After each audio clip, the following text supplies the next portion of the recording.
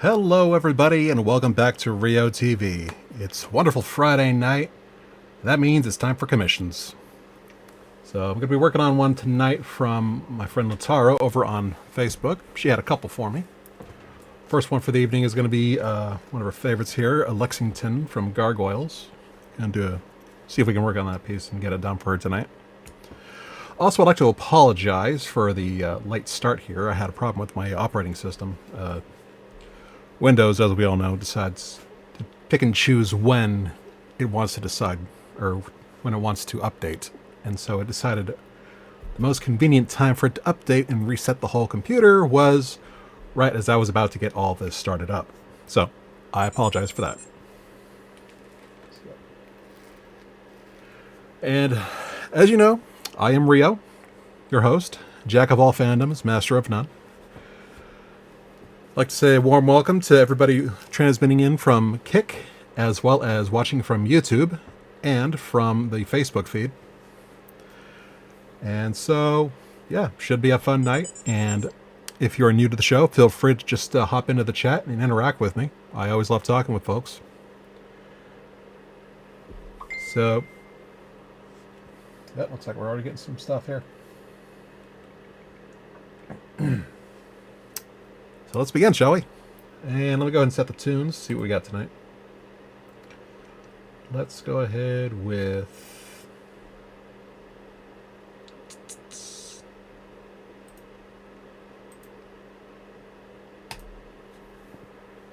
let's go for the usual lo-fi beats. Nothing wrong with that.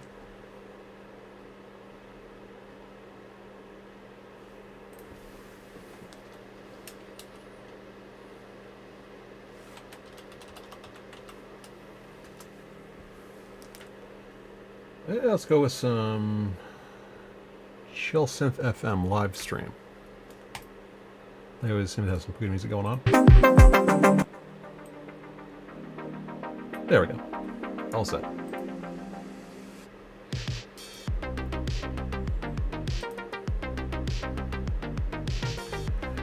Yes, Lutara, it is Lex time.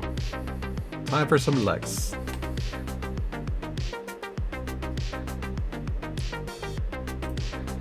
They always seem to have some good music. Just so I can get a proper verification. You guys can all hear me clearly, I hope. So I don't want to make it sound like I'm rambling or anything or mumbling. So if you guys are having any kind of audio issues with the video, please feel free to let me know. I'm always looking to upgrade and fix the channel up to the best of my abilities.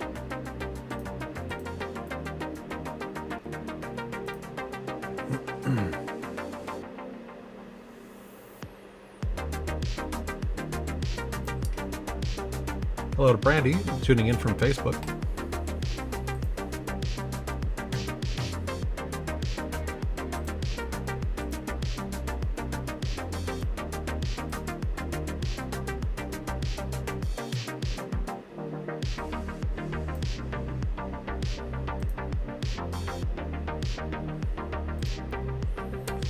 Okay, so let's start, shall we?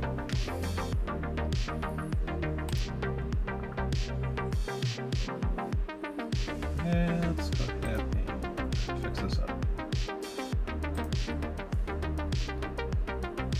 Let's get a better resolution, some better dimensions here. New piece.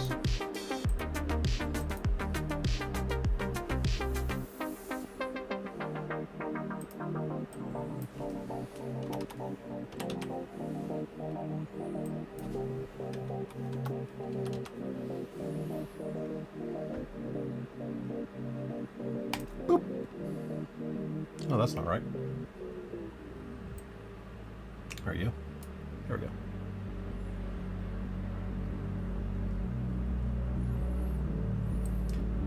This thing is all thumbs.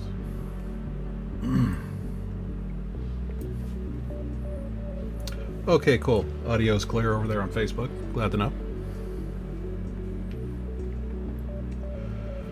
So we do got the Kick and Twitch chat feeds coming in directly, and I'm also giving a quick glance over at Facebook's feed from time to time, just to see if whoever's contributing any kind of inquiries or questions or just fun little comments. I always love getting those. I'm not being sarcastic. Unless you're acting like a butt. Then I will not like those. Alrighty.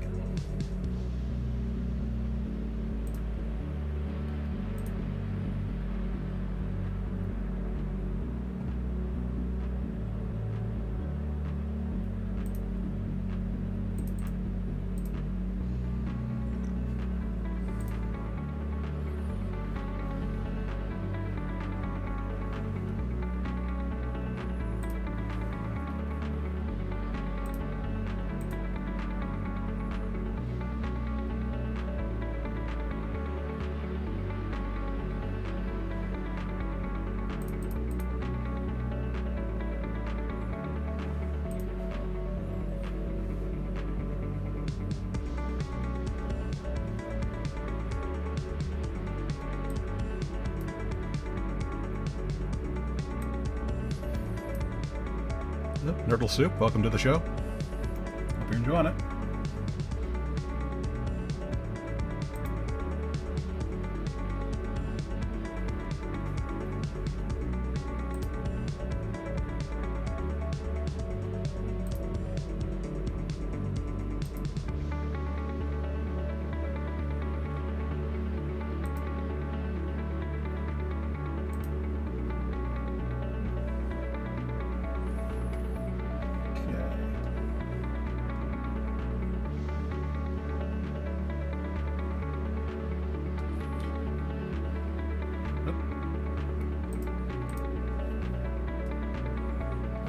That's the pressure.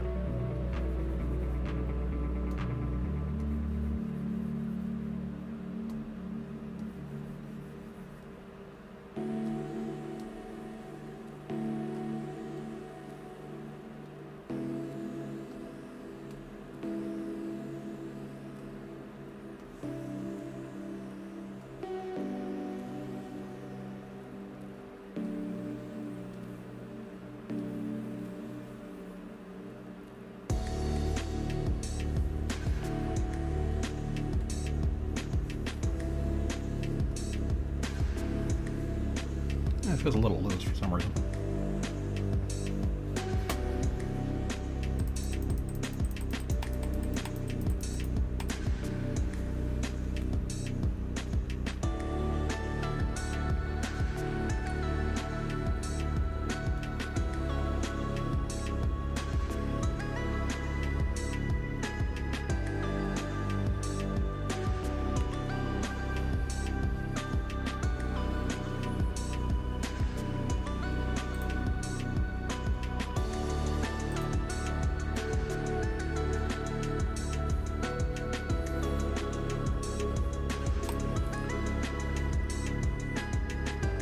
Hello to Mr. Hoy, tuning in from Facebook.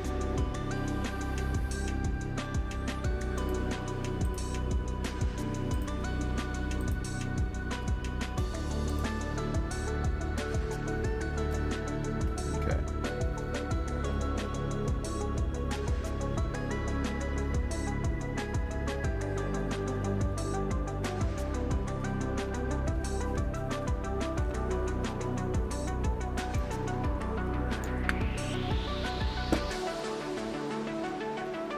Let's rock and roll. So this is my first time ever actually drawing a gargoyle character. Even though it was like one of the coolest shows I ever had growing up, so it's kind of weird that I never drew them before.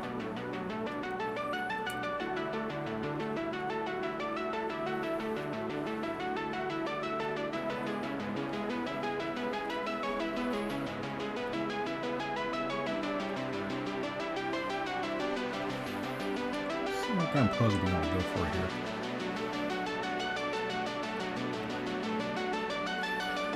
I know, Latara, you said you wanted to look cute, so I don't know, let's go with a cute pose, I guess.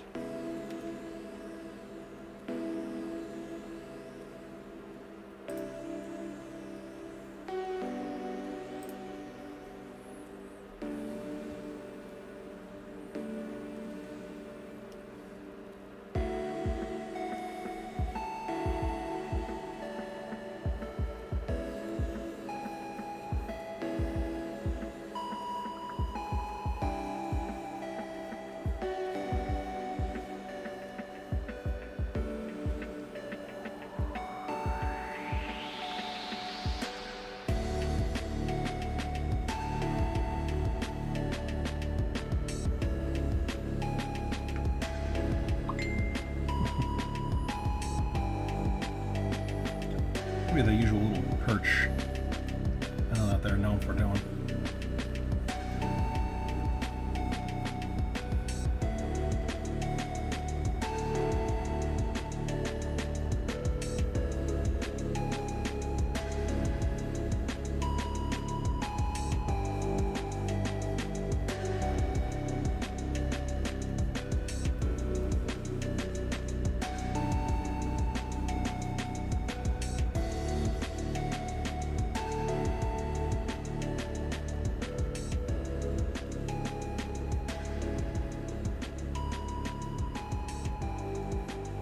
It was such a cool show, Gargoyles. Remember, it kind of just appeared out of nowhere over on Disney Afternoon.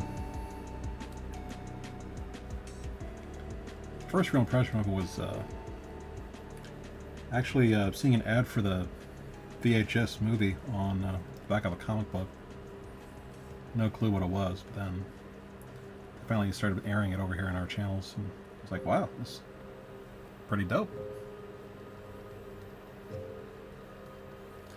And I'm a fan ever since.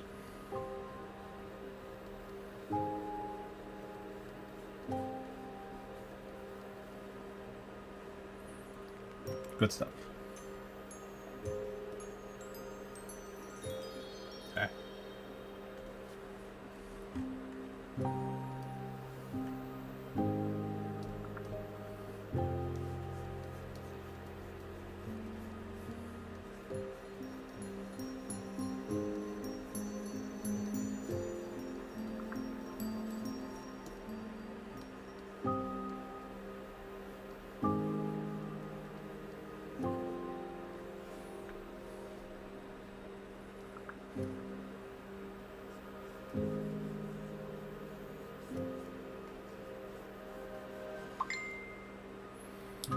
Tara says, the 90s Disney cartoons were a league of their own. Yes, they definitely were.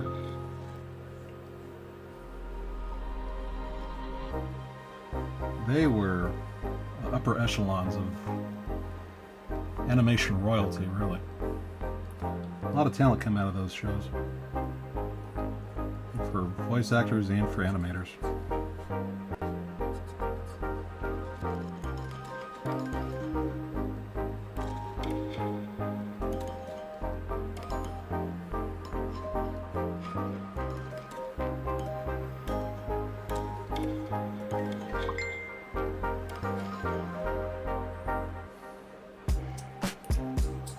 I remember being shocked when Eliza got shot. I do remember that episode. That was a heavy episode.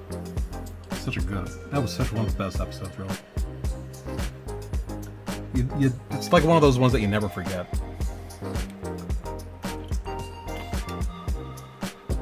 And just Brooklyn's voice actor really, not Brooklyn, Broadway. His voice actor was really just spot on with, just emoting and all that. Thought it would end the show. I'm pretty sure a lot of people thought it would, but then, leave it to the mouse to have that kind of pull to say, nope, we're just gonna do this. Fun fact, Broadway's voice actor is actually the voice of Patrick Starfish.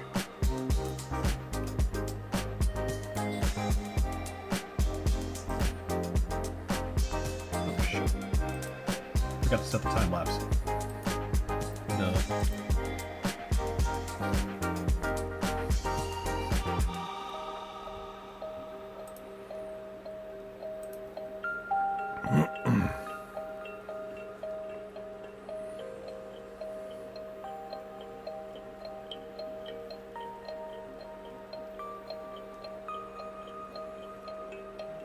Yep, that was the same actor. Before that, he was one of the supporting characters on a sitcom called Coach that was big on ABC back in the 90s. And he was also in the very first adaptation of Stephen King's The Stand. M-O-O-N.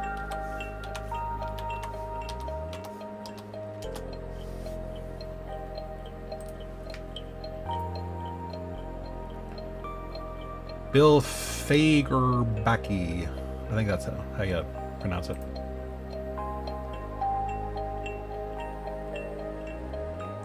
Fagerbaker.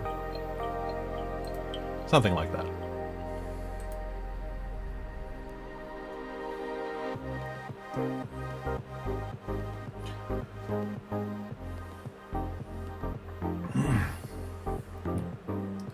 Well, since I got you here, Latara, I'll take your input on this. Do you want him like looking like this, all perched up, or you want him like another kind of pose? Since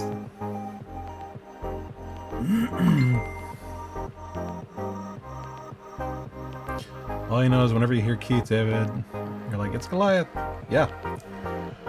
For me, whenever I hear Keith David, it's either it's Goliath, it's Spawn, or it's Husk from Husband Hotel. Sometimes all three. That guy is like a voice god. He's got butter for voice.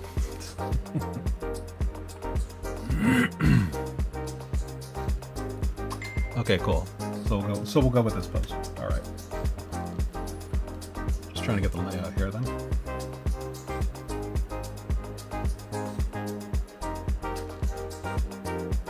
And I've got those weird little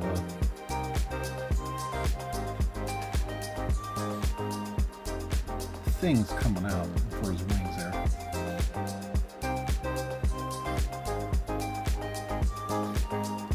Looks like they come out from under his arms, so I guess I'll do it like that.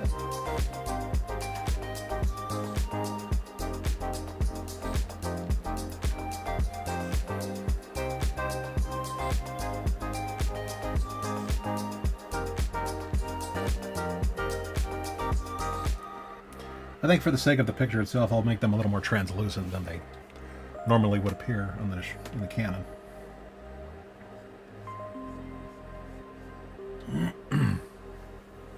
You know, just so we can see the details of the rest of the body. I don't want to hide the whole thing behind his little wing flaps there.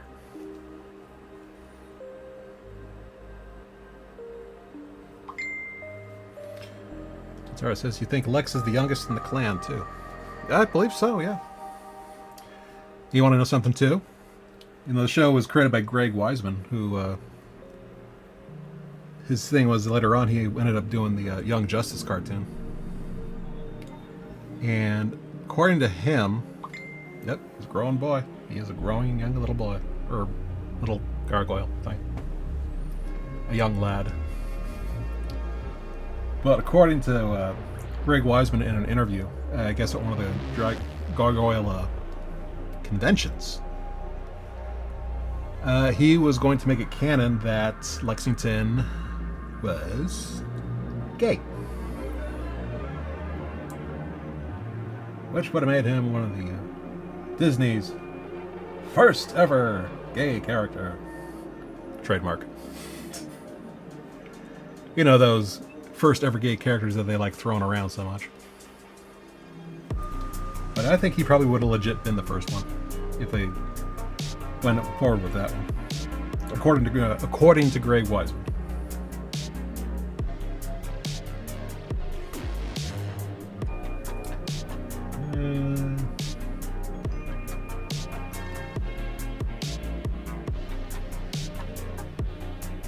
No, I think I'll just readjust the arms here.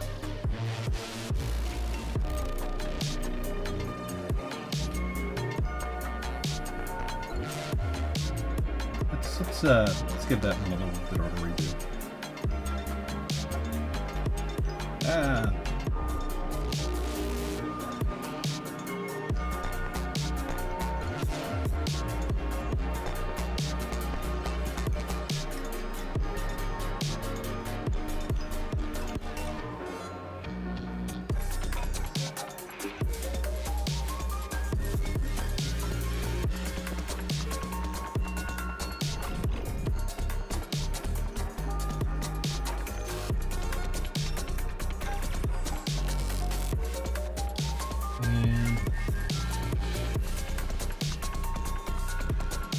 Yes, indeed, Lexington is still a growing lad, so he needs to eat his cereal.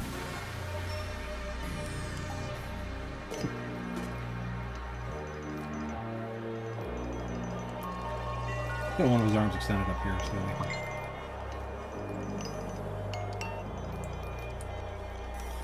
think it would have suited his character? Either that or just asexual. Both suit him in your opinion. I believe you're in good company, because I definitely see it too.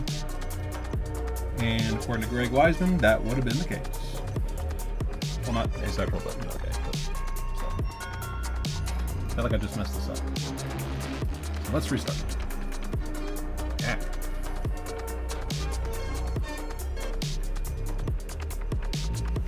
Once more with feeling.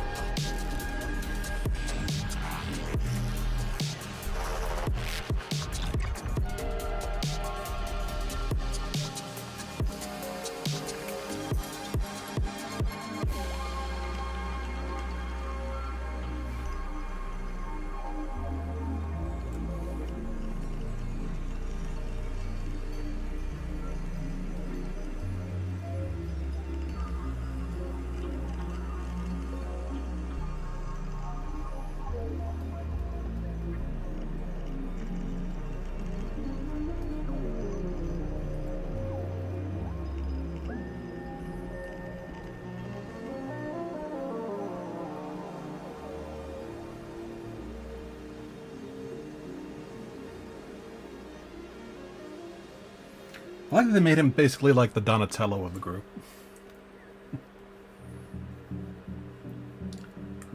Which is even funnier because a lot of people in the Ninja Turtles fandom often kind of say that Donatello would be the one of all the brothers who would be, you know, gay. But are cartoon fandoms telling us that there's a type for the nerdy science geek? Is that what they're trying to say? Not that there's anything wrong with that.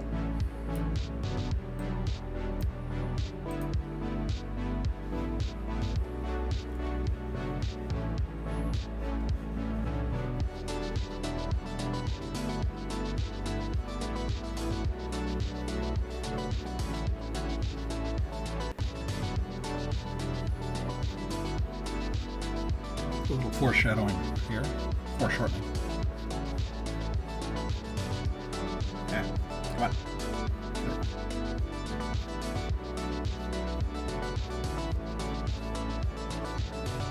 I do love me some foreshortening.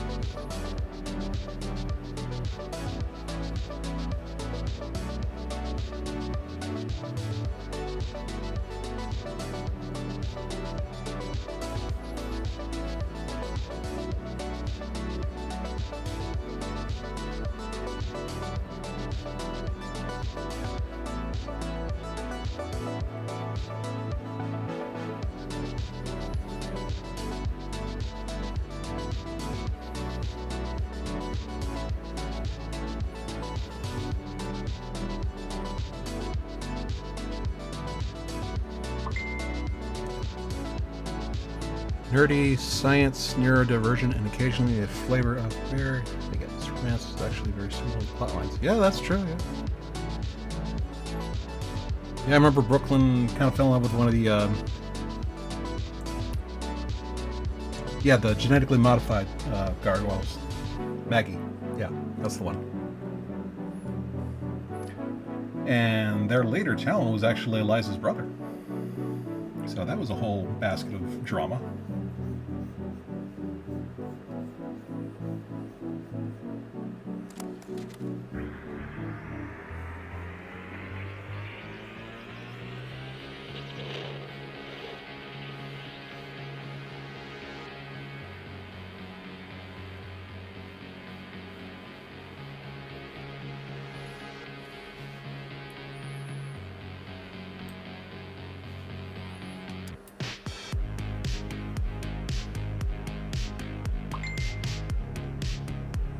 Talon, yeah, that was his name.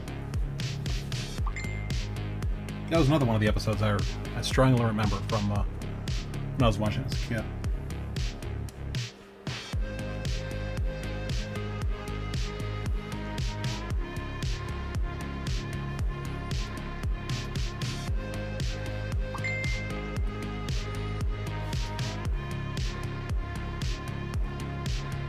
He was pretty badass, yeah. He was a lot better than Thaylog. I know it's probably blasphemy for me to say that, but I never really dug the Thaylog character. I know it's like a Bizarro Goliath, but that was just... Dude was just too much of that. That dude was Shadow the Hedgehog level cringe before Shadow the Hedgehog was even existent.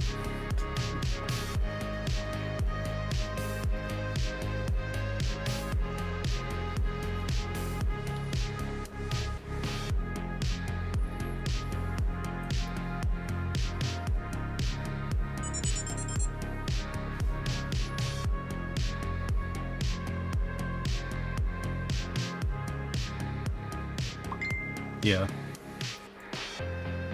The Bizarro Goliath, yeah. I never really dug that guy.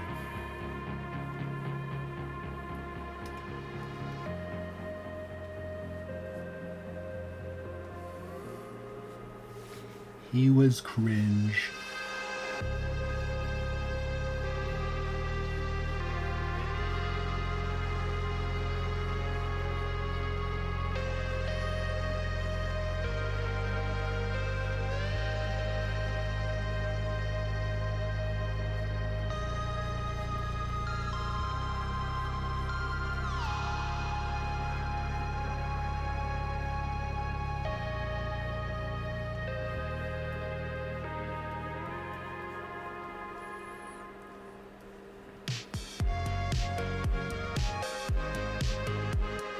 They had some awesome action figures, though.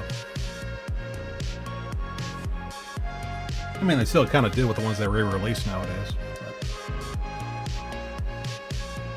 But they really just marketed the crap out of that one when it first came out.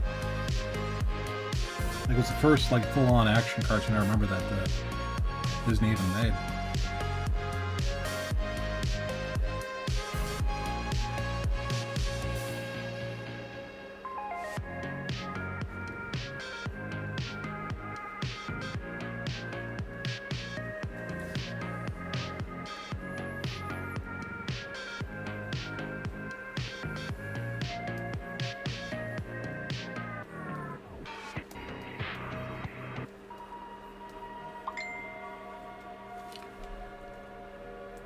Seen some of the Gargoyles cosplay. It's amazing. I've yet to see any Gargoyles cosplay in my own travels to shows, but I have seen photos, and they're really, really good.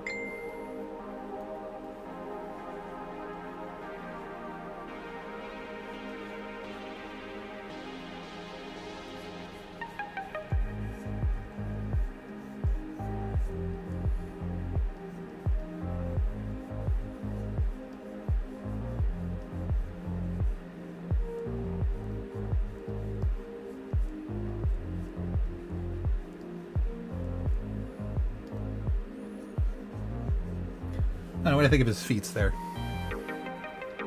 Little feet. They look okay.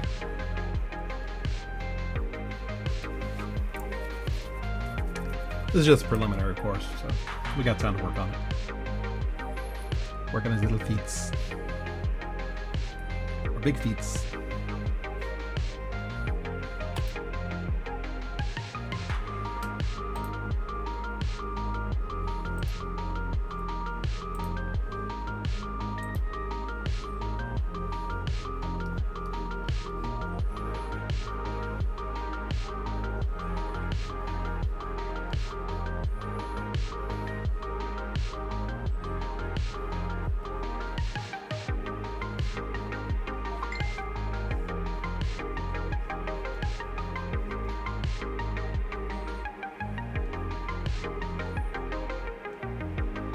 Hang on a sec. Okay. Don't worry, I'm not going anywhere.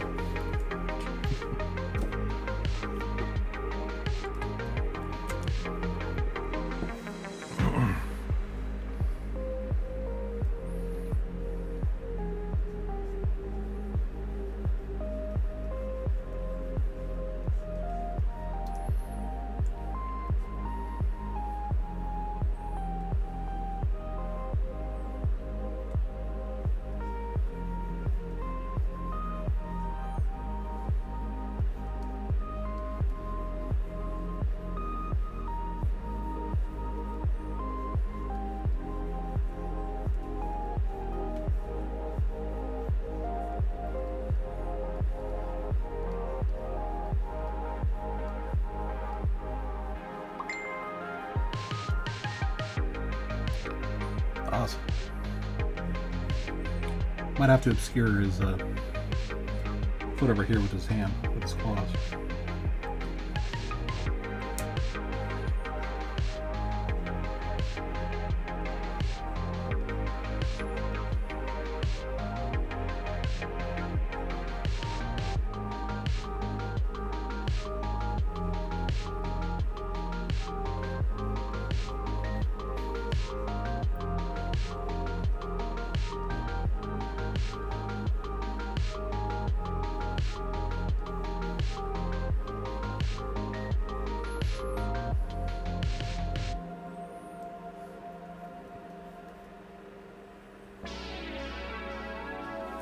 Oh shit, almost forgot he has a tail. We're gonna have to shrink this puppy down.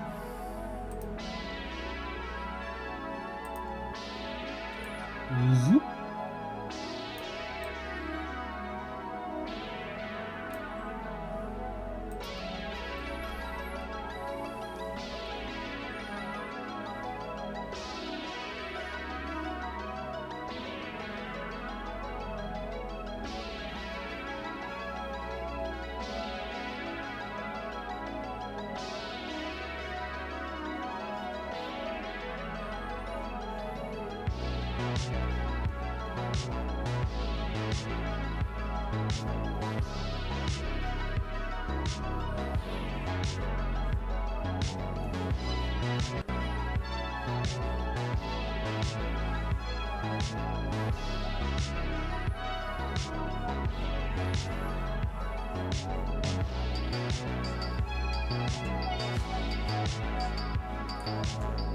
Do they even have a Lexington action figure? I know they're kind of selective with what they put out there in the first line of Turner Gargoyles toys. I think they did. I could be mistaken.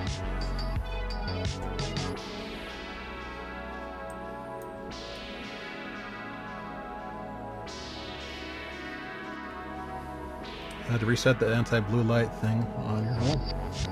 Hope you're doing well over there, Latara. Certainly don't want any kind of visual triggers or cues to upset anything.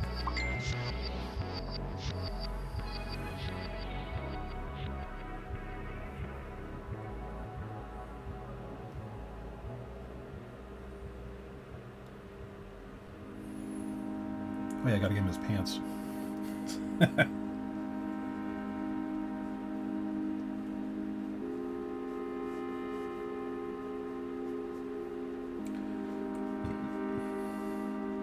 This big old belt buckle.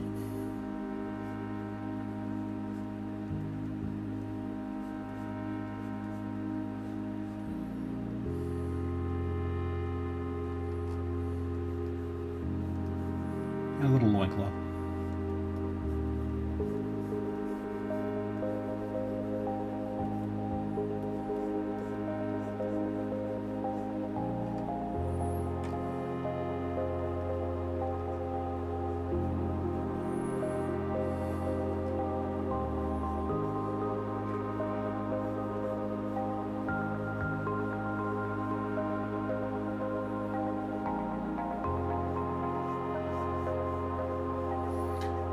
I'm getting kind of the impression that, you know, though he's a gargoyle, he's not like super buff or built or anything like that, like the rest, like Goliath or anybody else would be. Looks good now, just like stops sometimes and you squint until you fix it. Oh, okay. Hopefully, like I said, your screen's adjustments are helping you out there.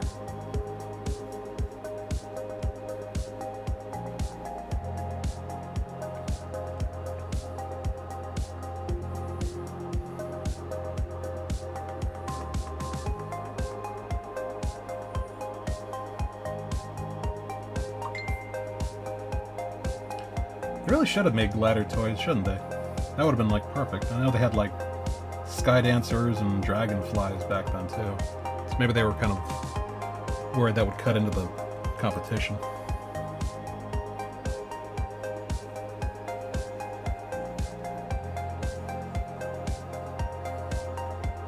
Why is it blue deer or darker all of a sudden? Oh. Silly me. That's why.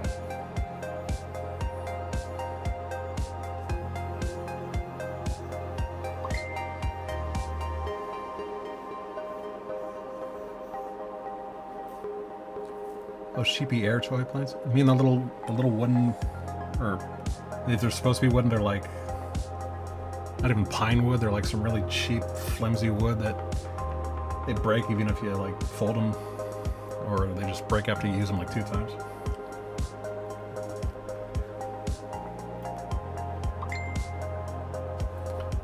Yeah, the foam ones, yeah.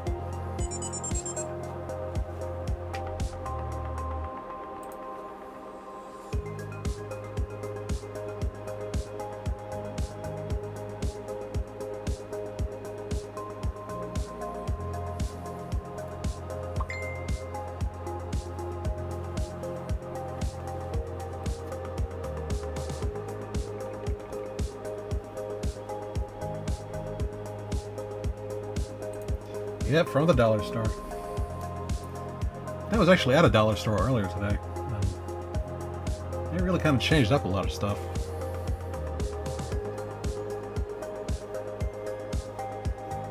It's kind of weird.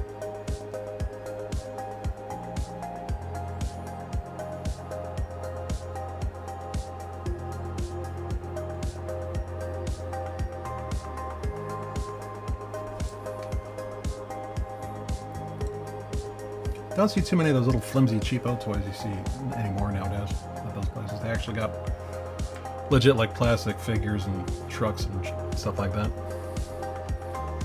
And ironically, they sell them for like $3 or $5.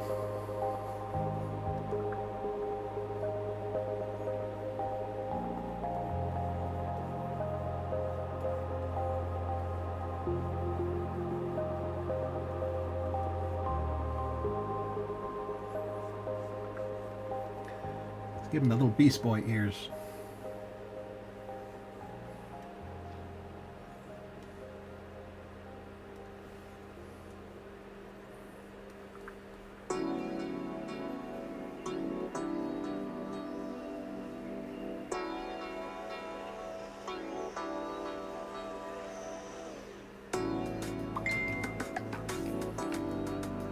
A little bit of different merchandise and different prices. They're just kind of saying, oh, since, you know, inflation and everything, we might as well just put up the prices of our own crap, even though we're literally supposed to not do that, because what's the point of a dollar store if they're not all $1? Capitalism, man, I swear.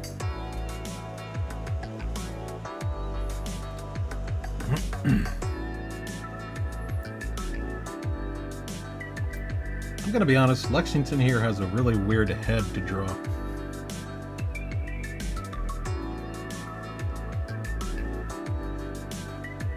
Like, they really went out of their way when they designed this character. Like, you know what? Let's make this dude's head one of the most awkward ways to draw any character's head ever.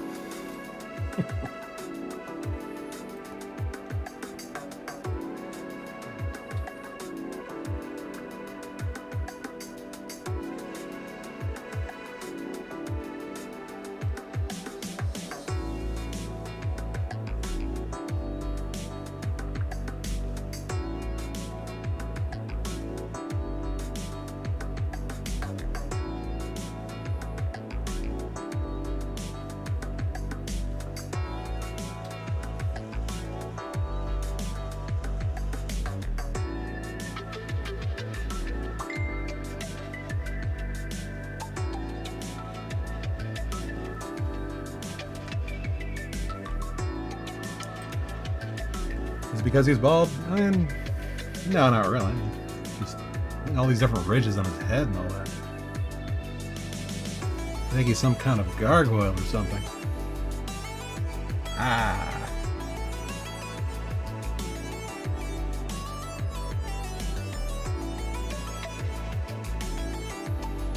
Also, that's hair cyst. To discriminate him because he's bald.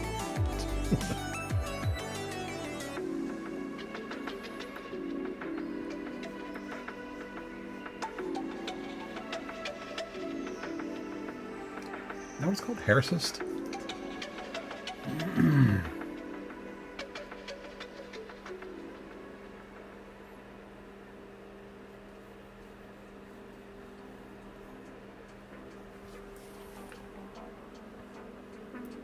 Either way, I think I got a good rough first impression here. Let's take a look.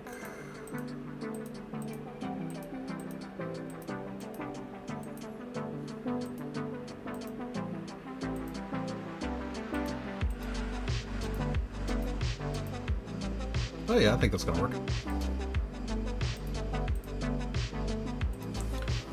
So let's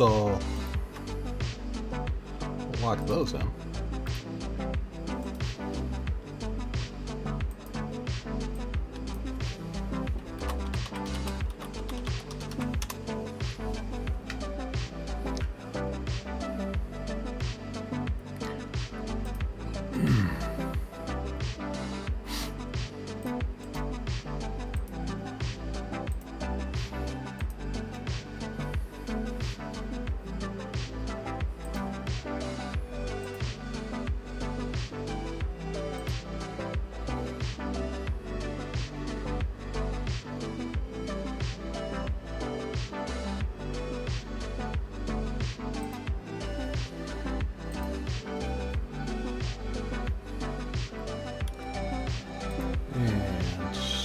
Guys together.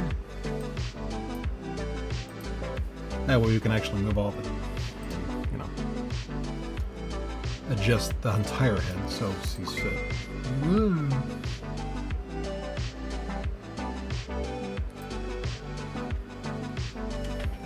Not hair cyst, just detail because there's no hair. I mean, it would be like lack of detail because there's no hair, wouldn't it?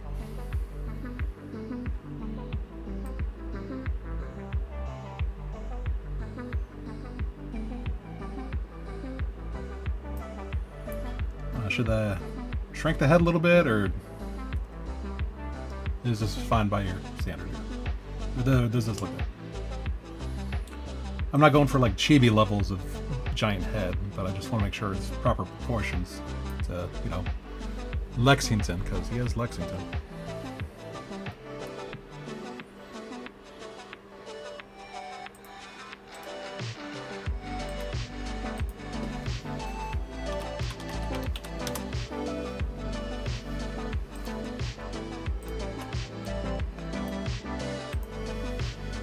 Okay, cool. Looks good. Alrighty.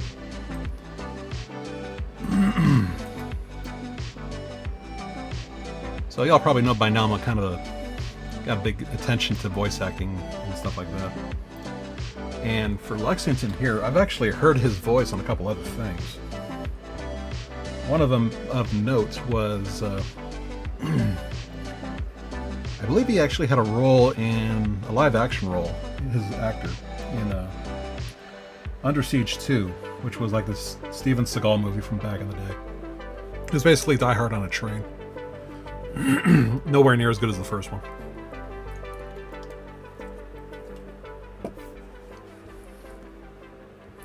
And then his other one that I remember him from was a bunch of commercials for Round Table Pizza, where he and this other guy had like this weird guy's pizza talk show.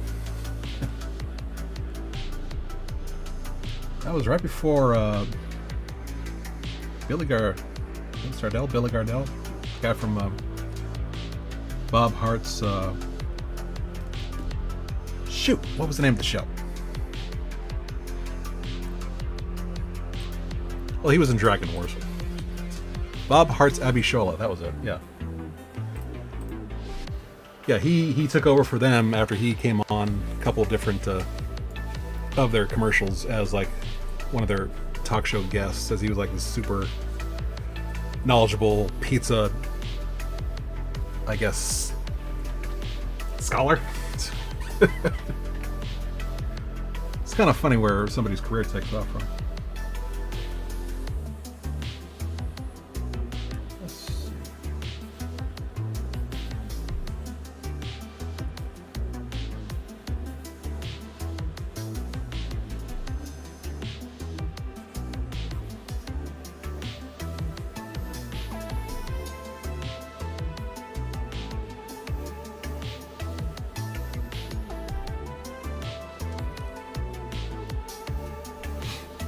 Hey, I'm probably just shown like I'm a huge friggin' nerd just by dropping this kind of knowledge.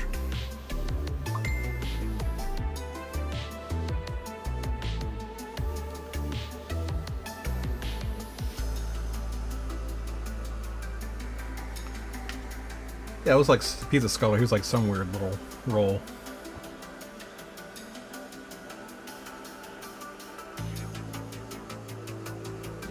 I think it was like the late 90s or early 2000s where they had those, when they were doing those commercials.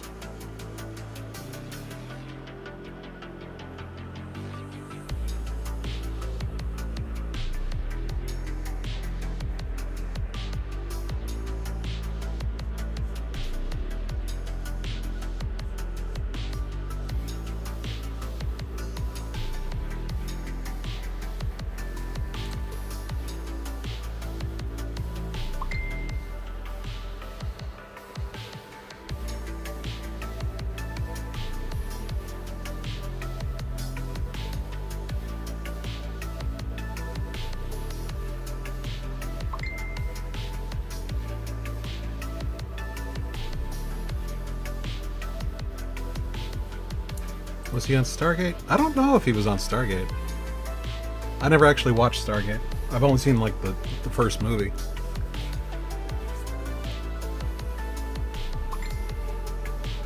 You just had a memory unlock. Oh, was he? Or like, oh, which one? The guy who plays the voice of Lexington or Billy Sardell or Gardell? Because I don't think Billy Gardell would be the kind of physique they would be looking for at the time for somebody to appear on Stargate.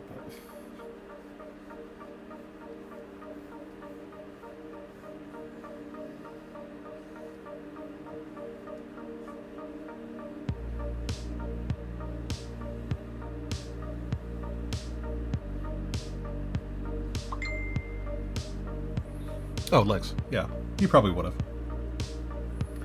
His voice really does. It is. He is how you would imagine he would look like. Little nerdy guy.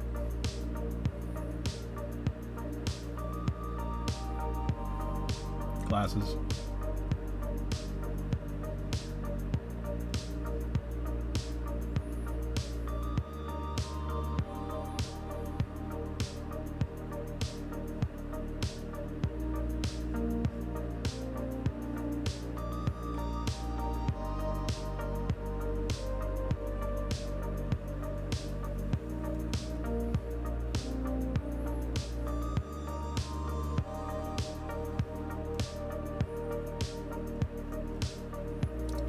Let's see how this looks so far. Hey, there we go. It's not bad. Swear he voiced the dinosaur in Dinosaur. I would not be least bit surprised if he was the voice of a dinosaur. He seems like he would have a good dinosaur voice. I think for like the little Protoceratops character. I forgot what their name was.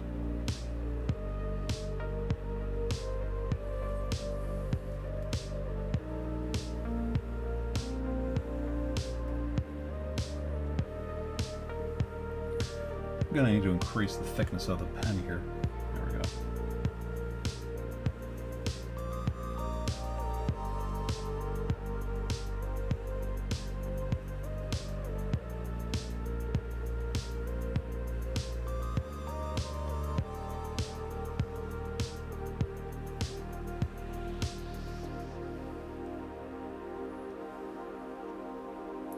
You know, I take it back. His head was very surprisingly easy to draw.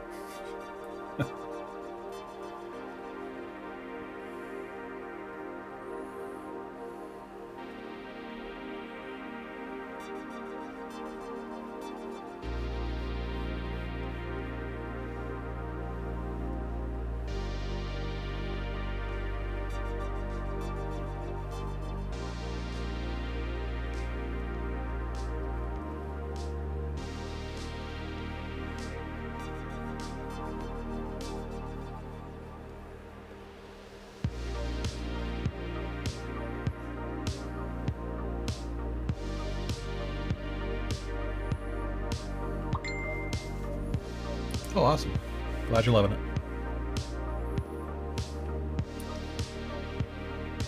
It's even better when I have be able to real time see how it's progressing and give the proper input.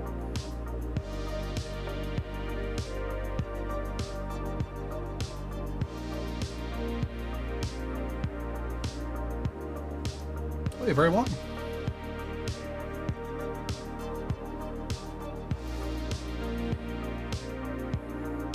Actually, rather proud of this claw right here. Let's see that without the lineup. Hey, not too bad.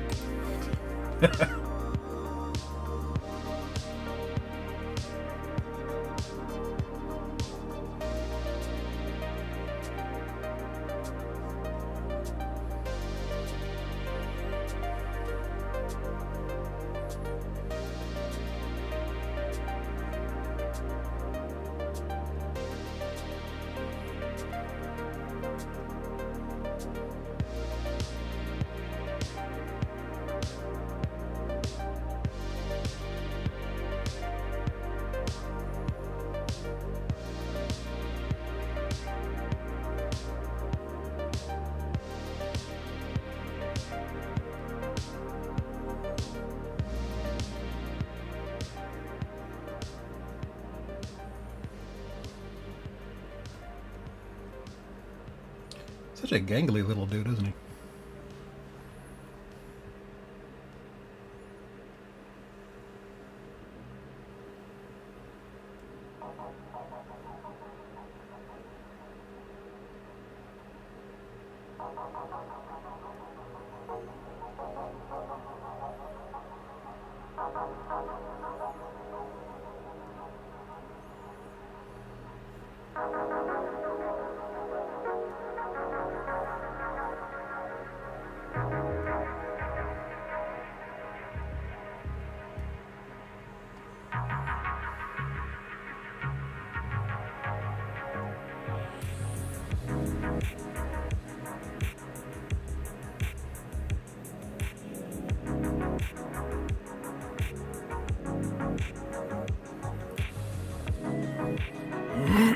I think I'm going to work on that.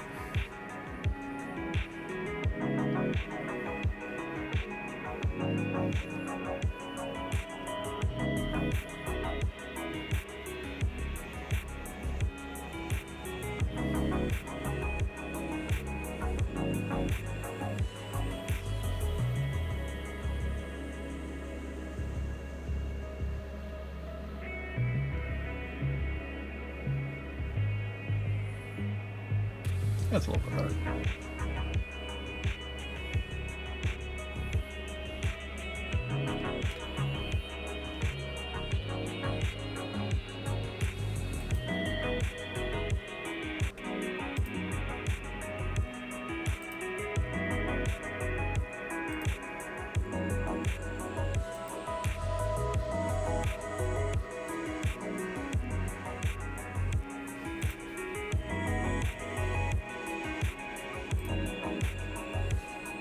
Yeah, let's check the prelims.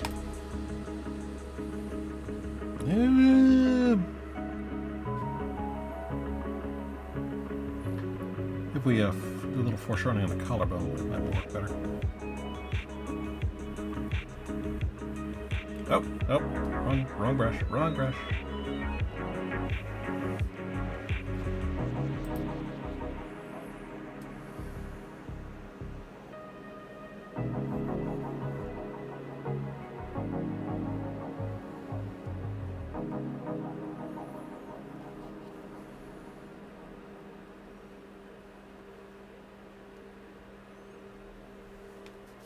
Okay, now I'm kind of feeling stuck here. How do I do that?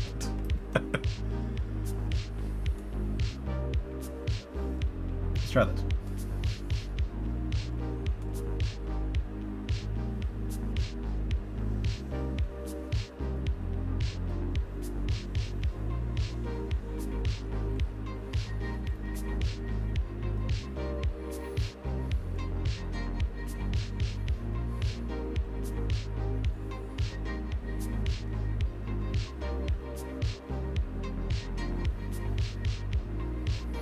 Maybe I made them a little too gangly. I don't know.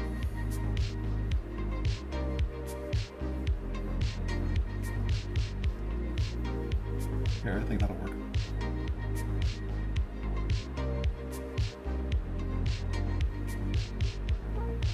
Yeah.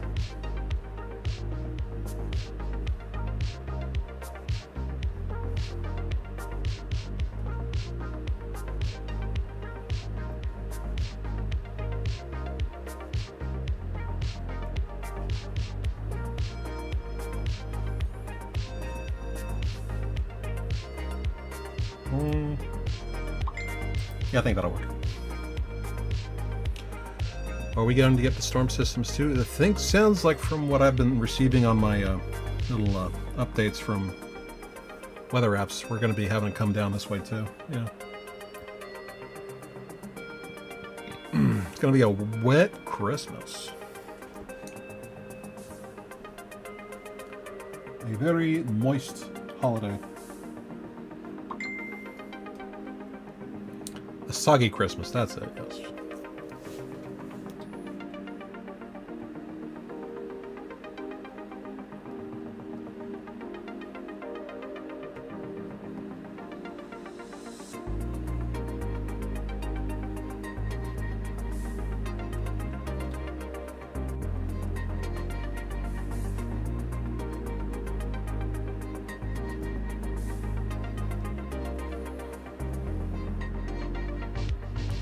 Yeah, afraid it kind of interrupted my gardening plans because I needed to weed up my front yard because we got a rock gravel front lawn, so we don't actually have a lawn.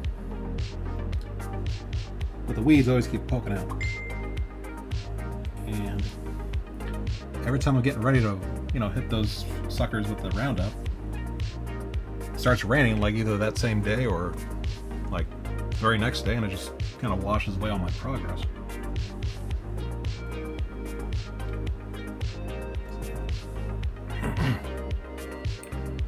Oh no, you're fine.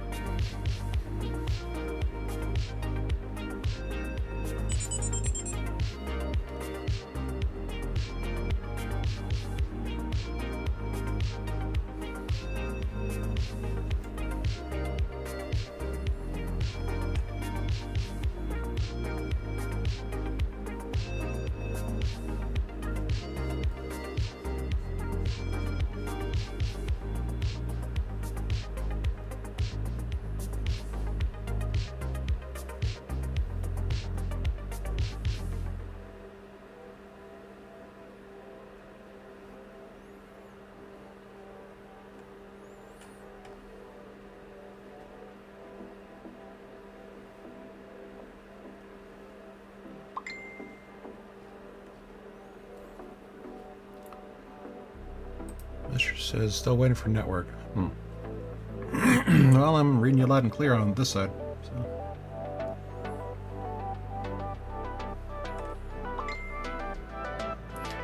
What's up with that? No clue.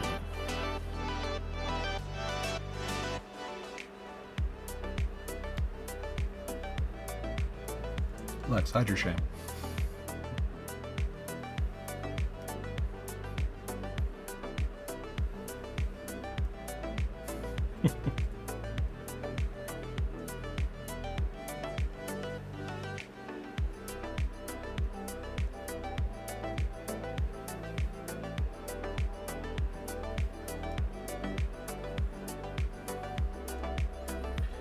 You know, this is getting easier the more we progress. Feels like.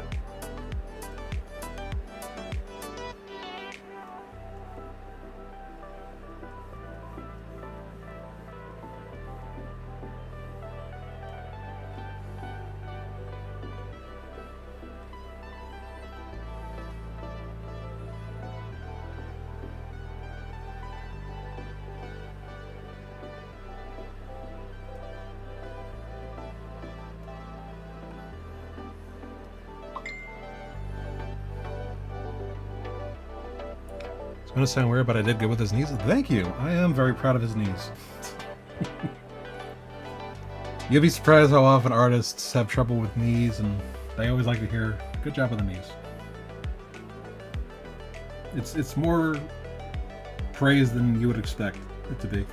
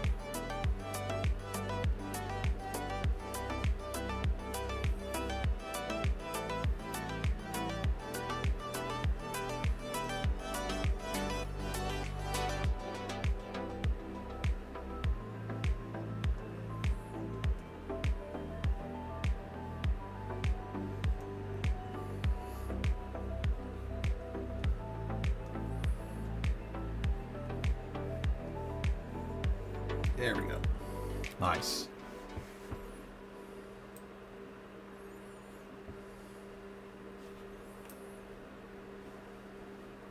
It's coming a lot quicker than I thought it would.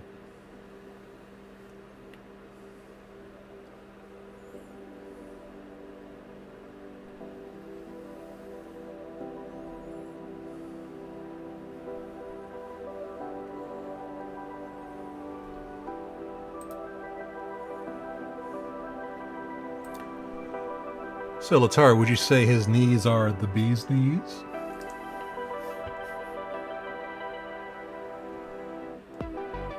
Are they the cat's pajamas?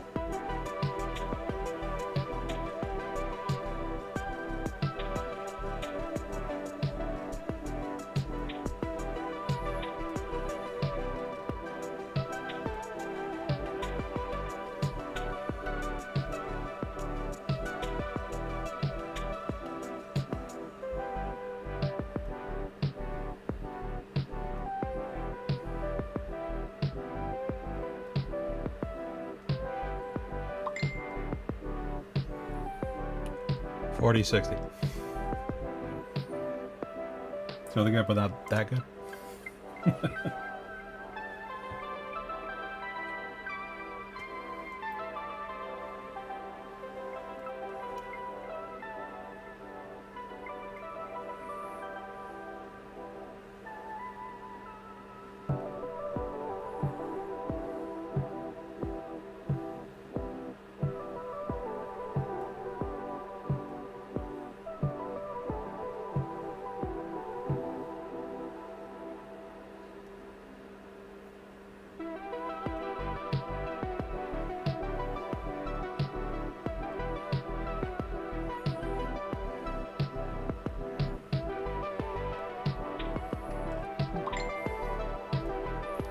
Can't decide which is better.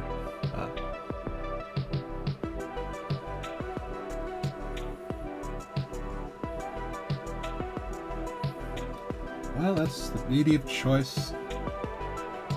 Sometimes you can just opt for all of it.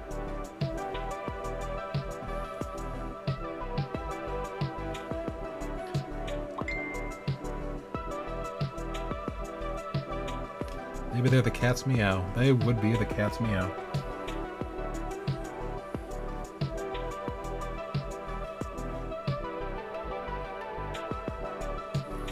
Maybe not the cat's pajamas, but definitely the cat's meow.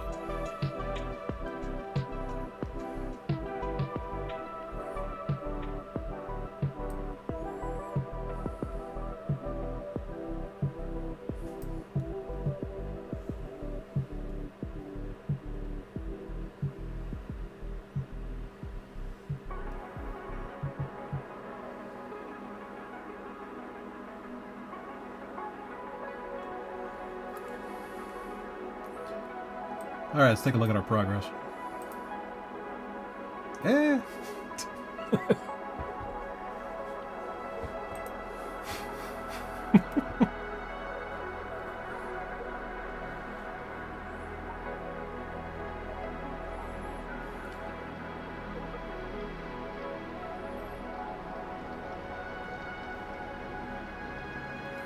I'm sure it'll look better once we get the proper line art in.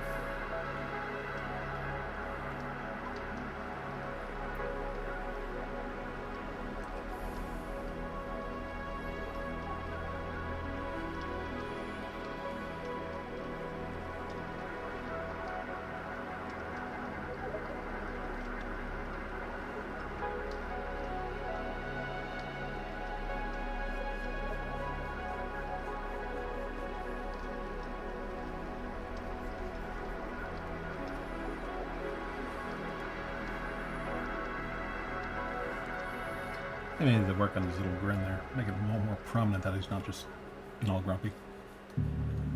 Because he's a very wonderful, charming boy. He's not grumpy at all.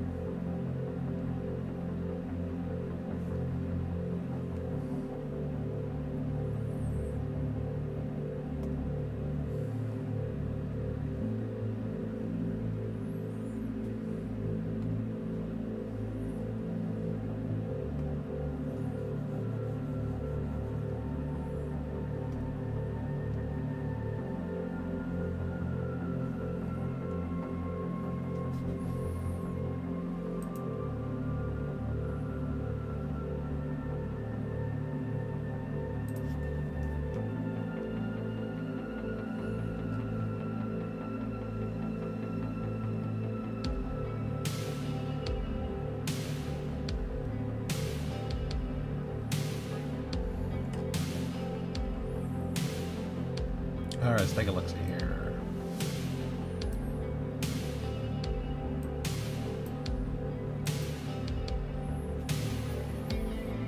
Oh yeah, I think we're good. Got some good progress here.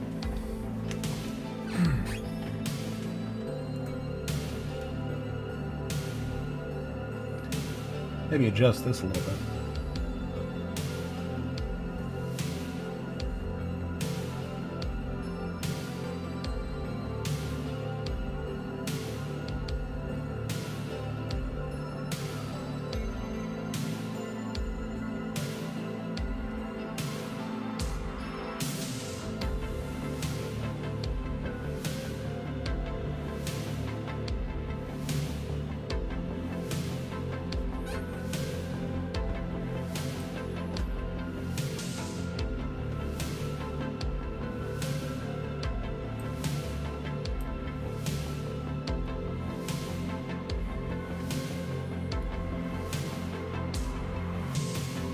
Well, I think we're good to start on the secondary black line art. Let's go ahead and save this for now, so we don't lose any progress.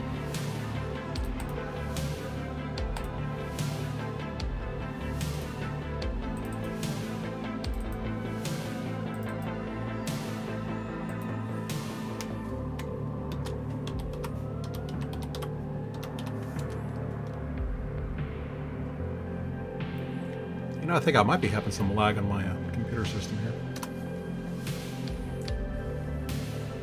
Maybe it's me. Who knows?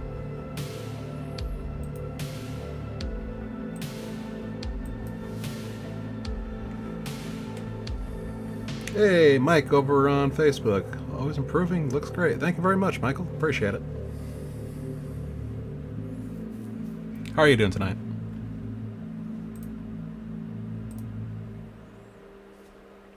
Thanks for tuning in, by the way. Always happy to get more eyeballs on this.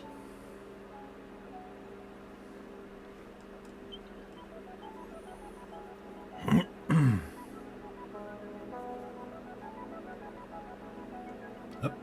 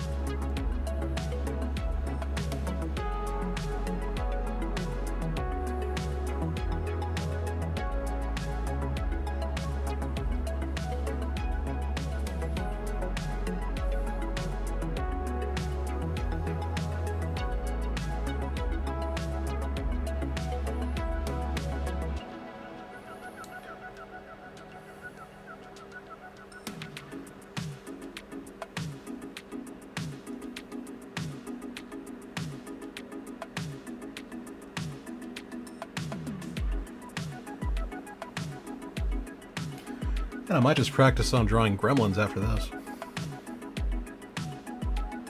Gonna give me some confidence in drawing weird heads with big ears.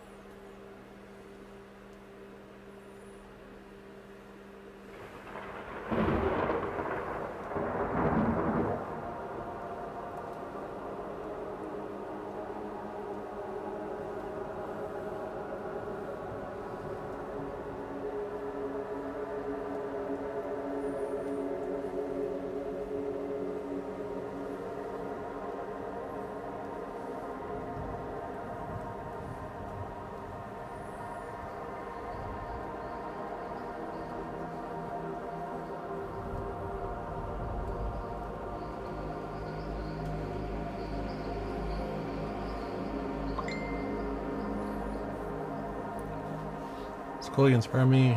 Share links if I draw gremlins. I'll not partake because they always freak you out. Well, what can I say? Thank you for the inspiration. And the confidence.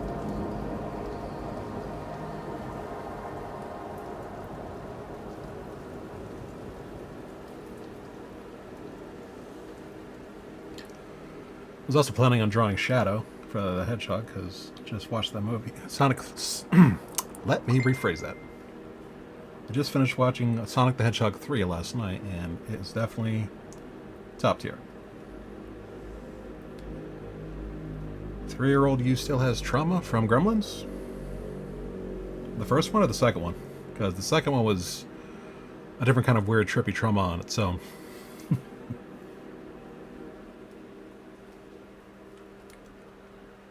But I definitely, I can see where you're coming from there. To this day, whenever I hear "Do You Hear What I Hear" by Bing Crosby, all I can think of is the mom in the kitchen shredding up the one gremlin with a blender, throwing the other one in the microwave, and then... Oh wow, the second one is what got to you. Wow. It's funny because they probably made that one like as ridiculous as possible.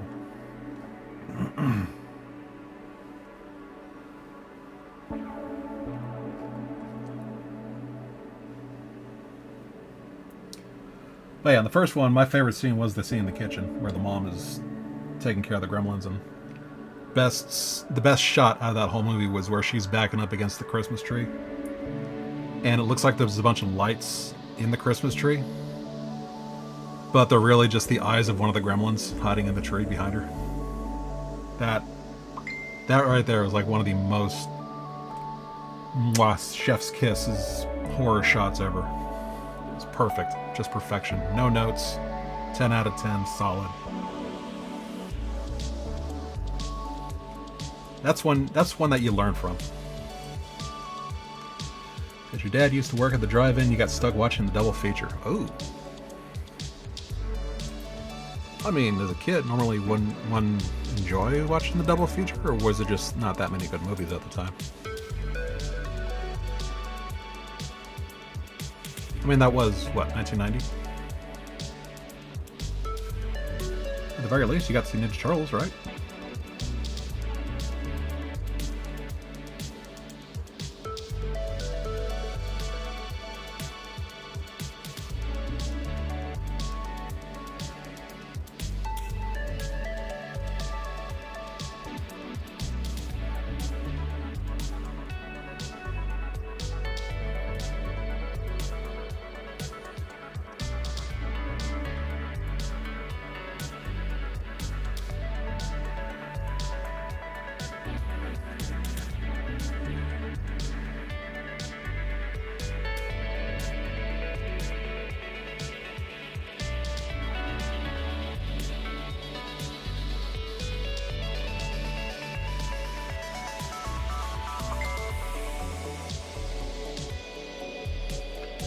You love Attack of the Killer Tomatoes, and yes, Ninja Turtles. Attack of the Killer Tomatoes is seriously underappreciated by everybody. I know people act like it's a cult classic, but you don't treat it like it's a cult classic. I think the best thing to come out of the Killer Tomatoes was the cartoon, actually. Yeah, that one on Fox Kids. You wanted to marry Raphael. Well, I don't blame you. Everybody loves a bad boy. Me, I was always a Donatello fan. Could not stand Michelangelo. Well, the cartoon version at least, you know. Movie version was way more tolerable.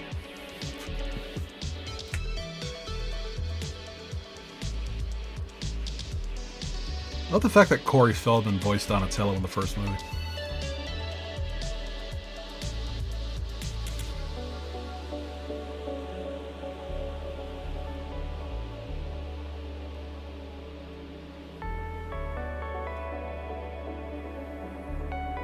I could go on and on about Ninja Turtles, really. I will rabbit hole into Ninja Turtles very, very easily, if you allow me to.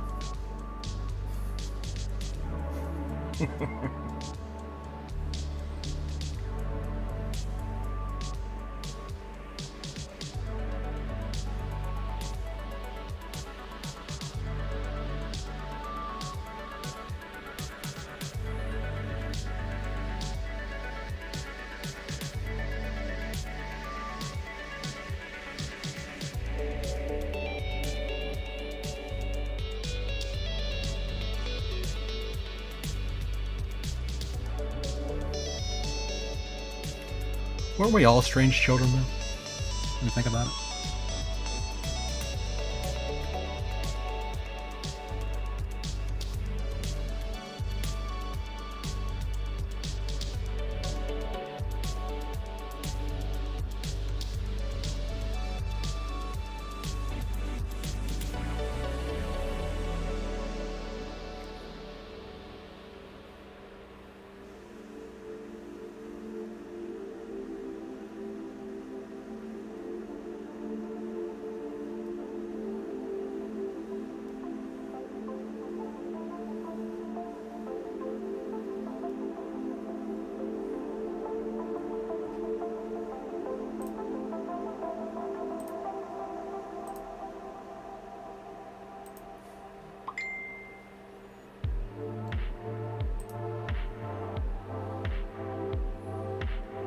Oh yeah, the Attack of the Killer Tomatoes cartoon was friggin' awesome. Yeah. It was definitely between Ghostbusters and Men in Black. Oh, you think it was on between Ghostbusters?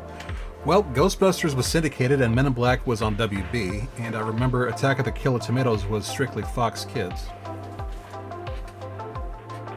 Yeah. Oh, okay. Yeah.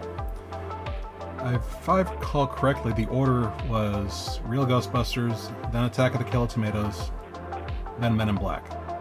And all three of those were like just great, great cartoons. I mean, we can all attest the success of Ghostbusters. So.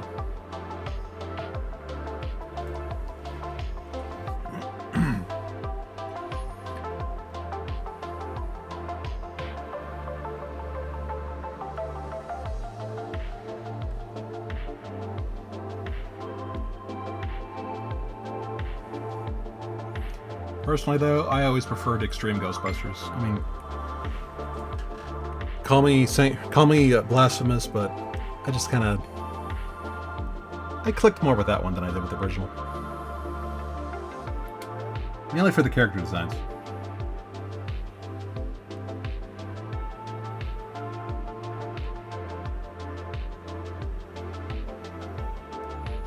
And because we all like the goth chick, Kylie. Everybody liked Kylie. Y'all can admit it. They should have had her in the movies, or the newer movies. That was such a missed opportunity.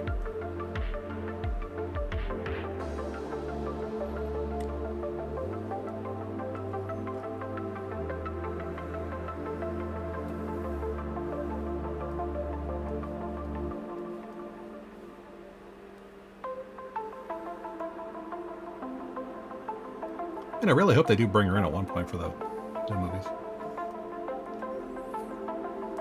Wishful thinking, I know, but still.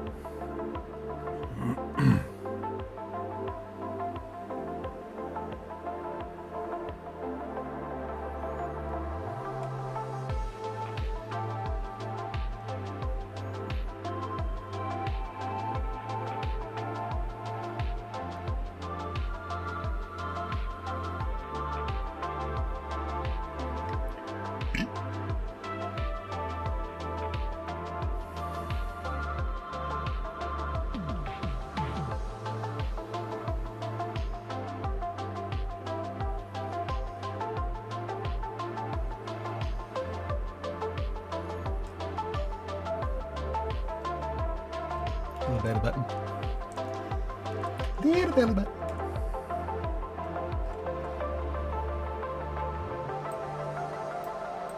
Gargoyles have belly buttons.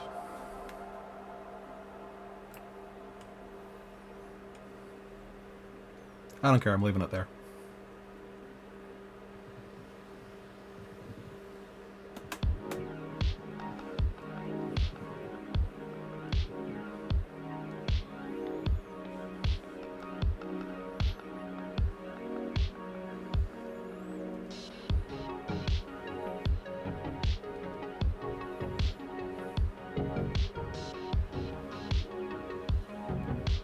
Yeah.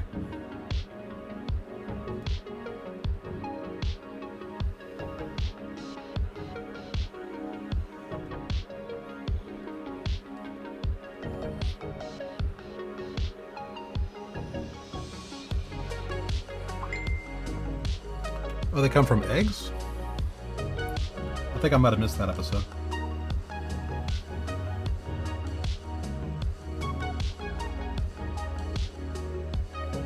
I thought they just were chiseled out of stone and then they became real or something. Was that? I don't know. Okay, for you, I will leave the belly button. Little belly button.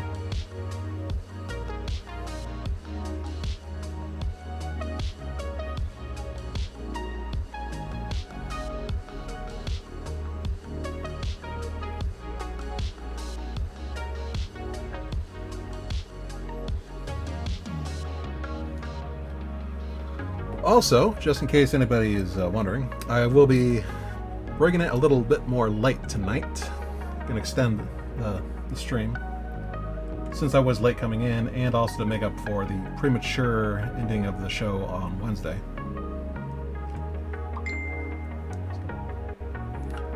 They all raised the kids together too. Oh, so they're an autonomous collective.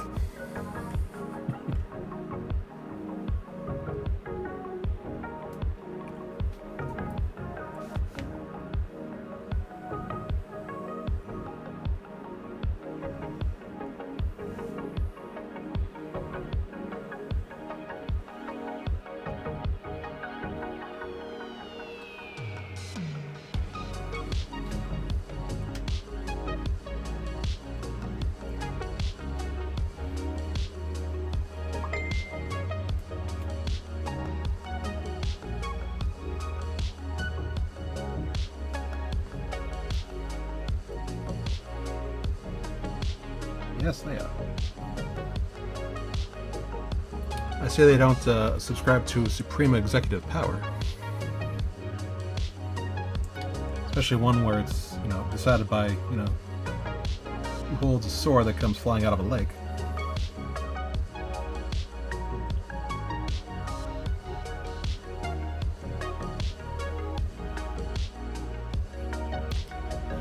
Hey, there we go.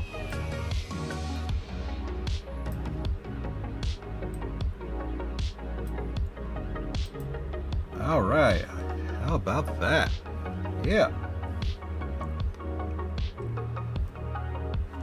I'm getting my groove here. I'm definitely feeling it. There's an episode with the Avalon eggs, and I'm like, what do you mean, who's my father? That would be a little confusing, wouldn't it?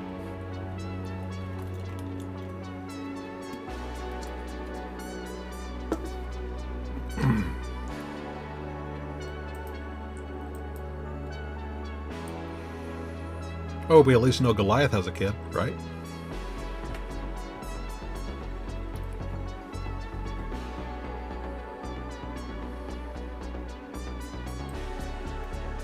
So time to bring this one down and do the final line art.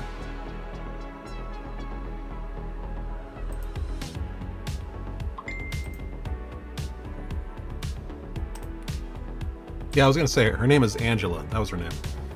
Goliath and Damona's daughter. And Damona just really... she's got that whole crazy X vibe, doesn't she? We have all been there.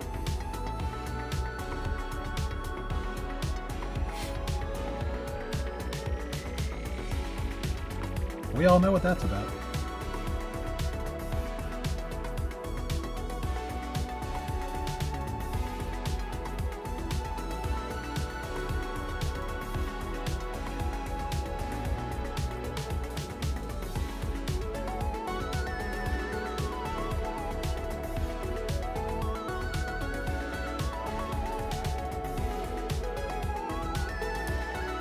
I actually got Gargoyles the first 2 seasons on video on demand. I was able to buy it on sale a couple months ago. I think I should probably start it back up.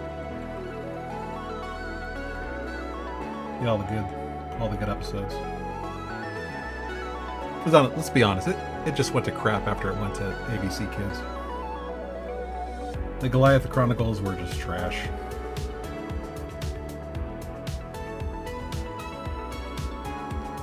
The animation quality fell off pretty bigly too. Bigly. Christ.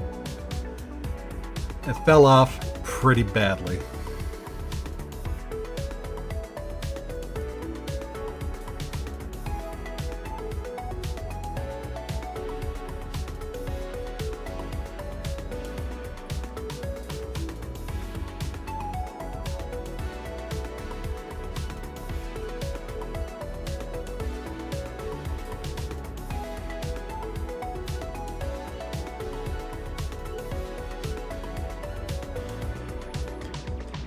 Can't believe I used that word.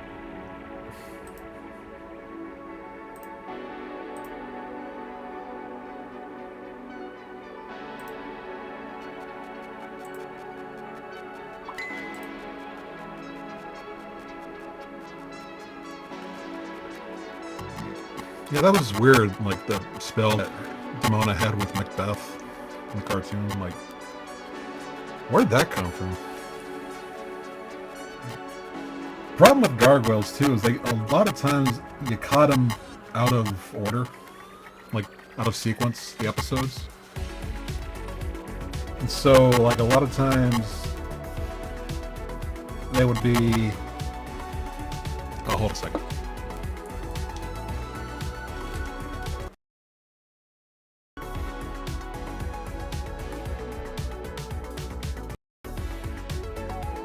Sorry, I was having an issue with the mic and headphones. But like a lot of times when you're catching the next episode or something like that, and they do a recap and it's like a completely different episode. It's like, this wasn't what I watched yesterday.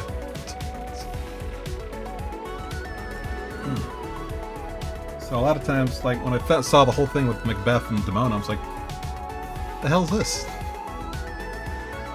Well, not the mic was getting weird, I was getting some weird scratchy noises in the headphones, so I had to just pull the cord out and then put it back in. It's all good. Yeah.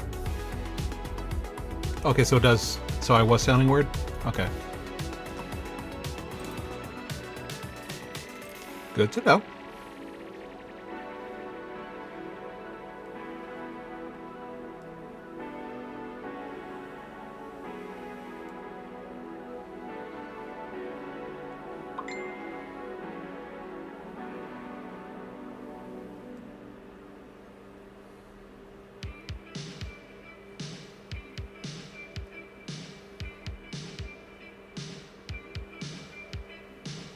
Eh.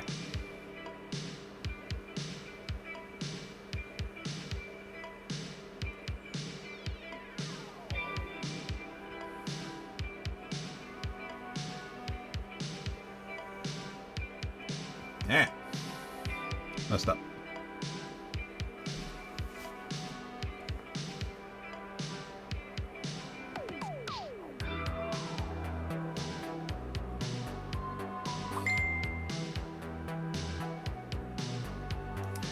Do I have any Christmas plans? Yes, I do, actually. The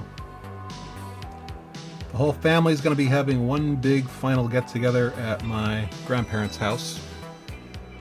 As y'all know, if you guys caught my... if you guys follow me on Facebook, you know my grandmother passed away earlier this year. So...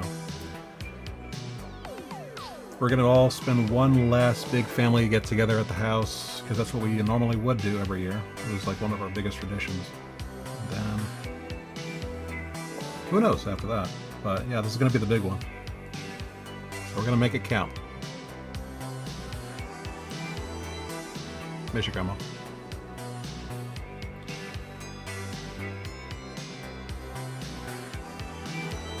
Hoping everybody shows up, because this is probably going to be the most important one.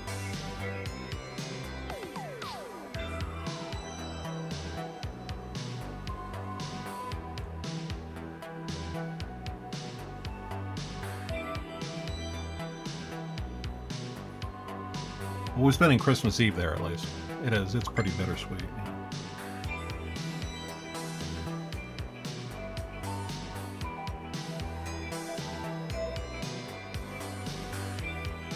I mean, the last Christmas that we did have with her was pretty good.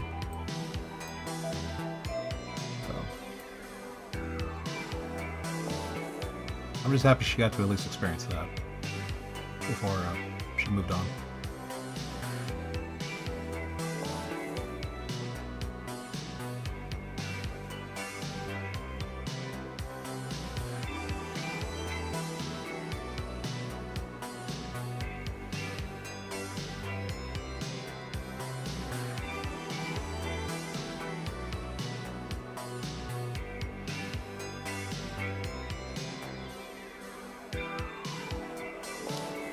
So one of our big things is we usually hold like a big white elephant gift exchange. I'm still kind of deciding on what I'm going to get for that one.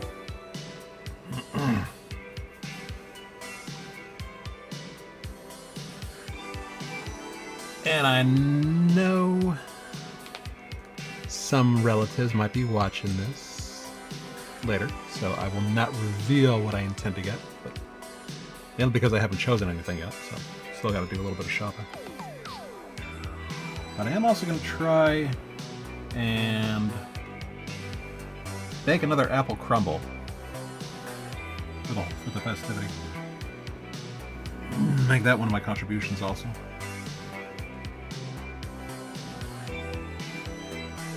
Because, you know, did pretty well the first time, so hopefully everybody else likes it.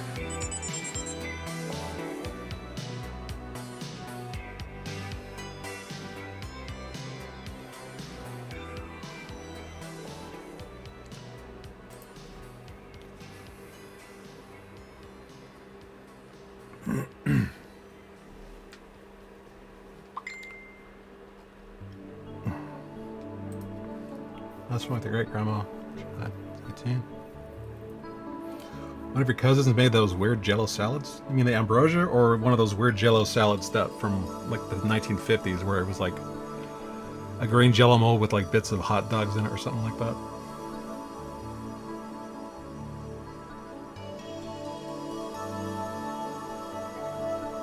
One of those weird 50s housewife recipes. Like, here's green Jello mixed with hot dogs and mayonnaise. Dig in, kids.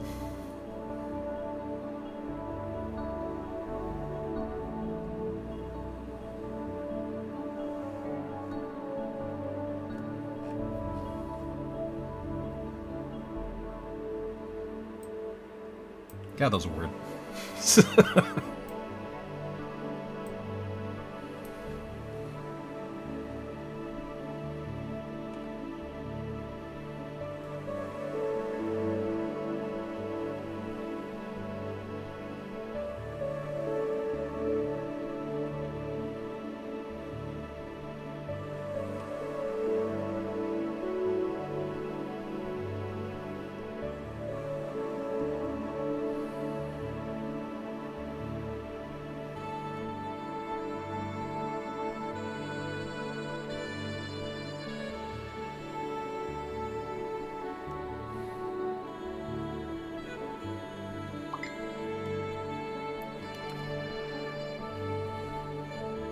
Oh, it was one of the 1950s ones.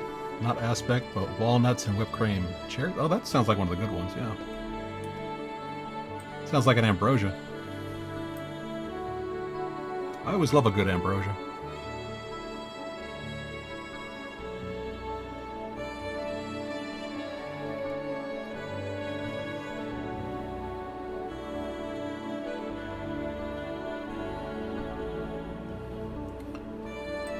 Do you like ambrosia? Viewers, please comment in the chat below to let me know.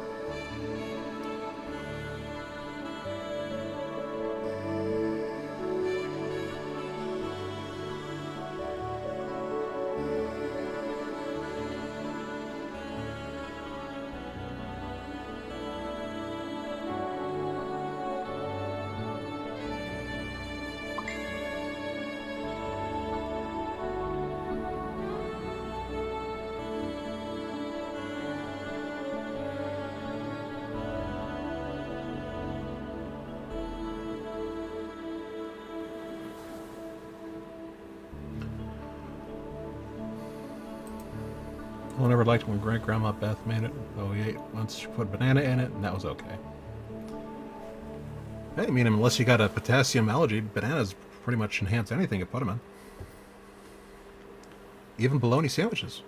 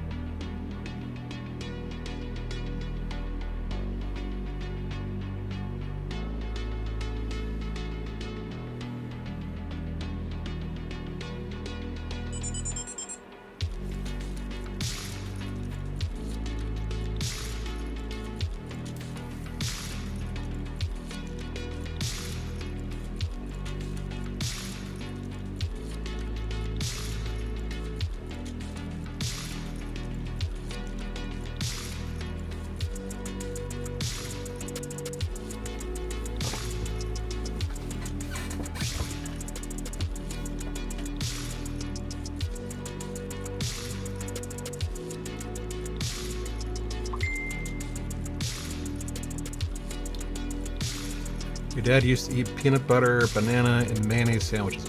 Wow.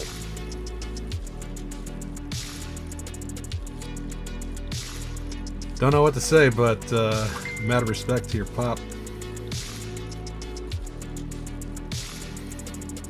That was beyond. I think that's a little beyond anybody. Except your dad, who apparently has had a stomach of steel. So, salute him. I salute him greatly.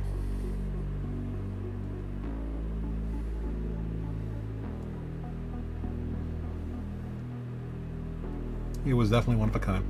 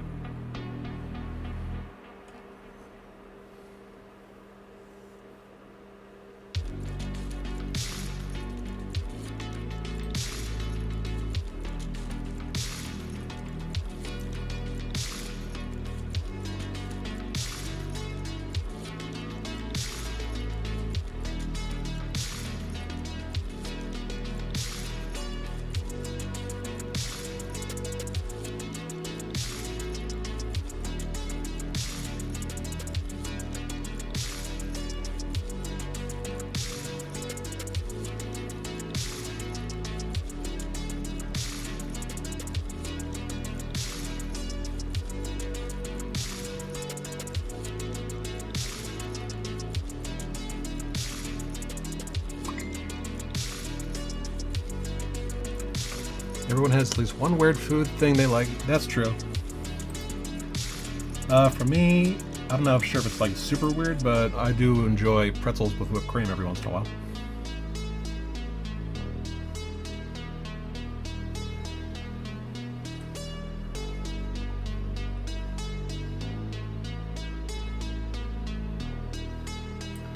I wouldn't say it's like a super indulgent vice, but you know, I don't really know anybody else who's had that.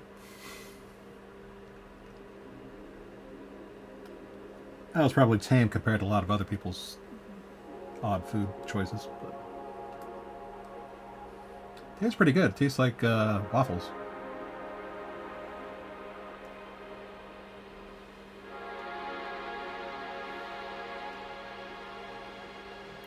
Fritos with peanut butter.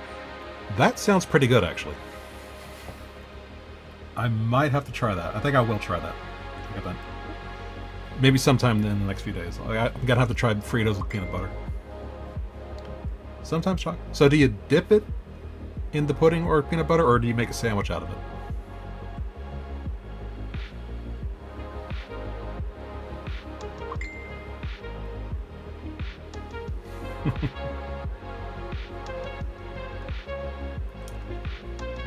It certainly does, yeah.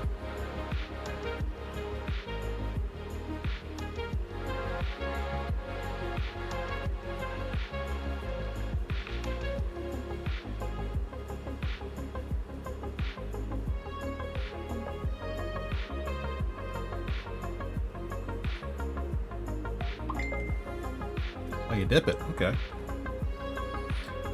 Now I'm enticed to try to make a sandwich out of it. Oh, you're good. I understand the connection over there is probably a little spotty right now with the weather, so. No stress.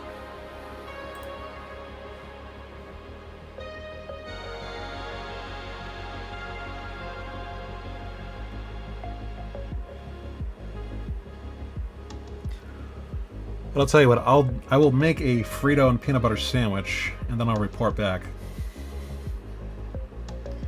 on the results. Now, is it regular Fritos or chili cheese Fritos? Because now that I think about it, maybe I'll make it a chili cheese Frito and peanut butter sandwich.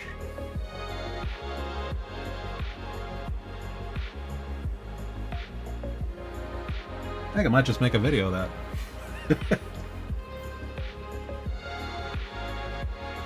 My first foray into mukbang.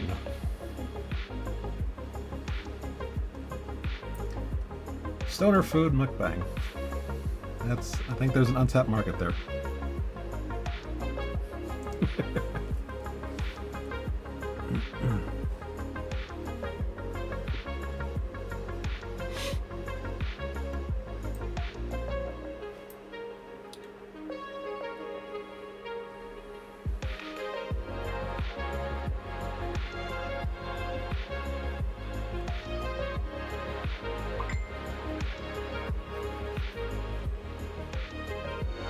I would probably go with regular.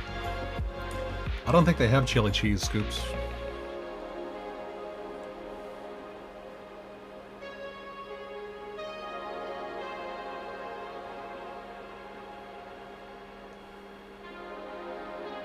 Do they? I've only seen regular as scoops. Unless it's like a regional thing.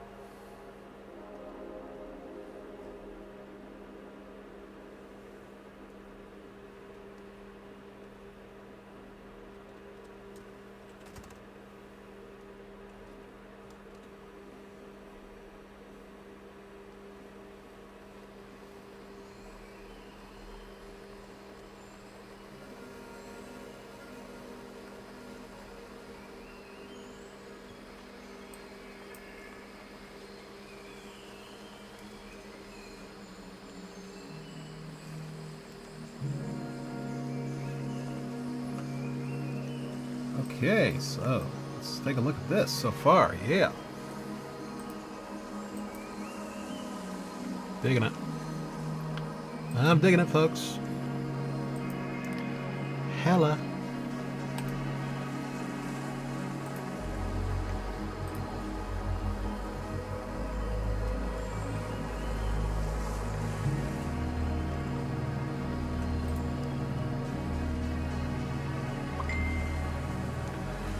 You don't like scoops on their own, they have to be scooping something, otherwise it just... I do buy scoops whenever I also buy some of the bean dip. That's rad, thank you. I'm very glad you're liking it. I only recently started getting into the Fritos bean dip. I don't know why I hadn't gotten there sooner, but yeah, it's pretty friggin' delicious.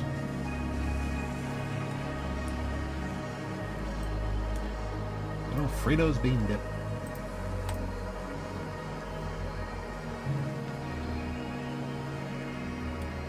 And presto.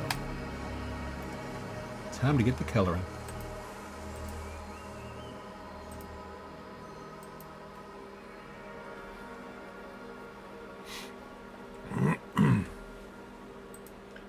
Give it a quick little save.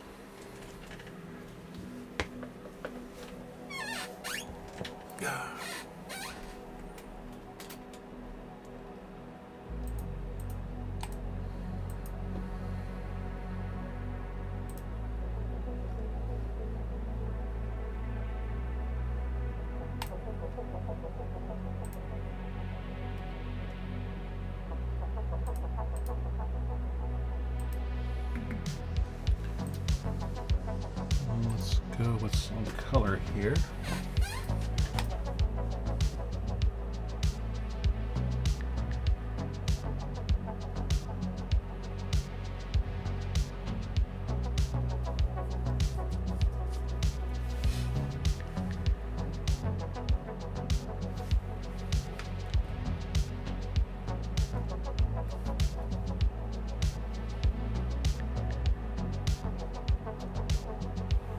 Oh yeah, here we go.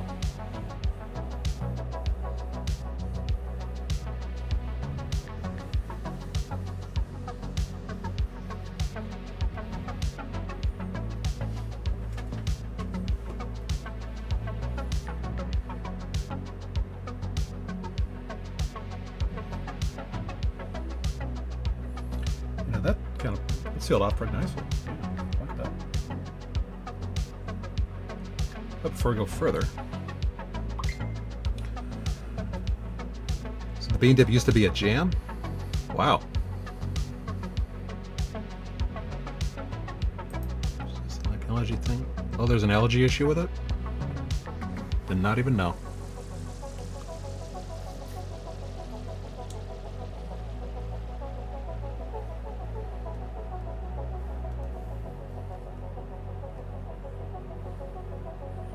So before I go further, I'm gonna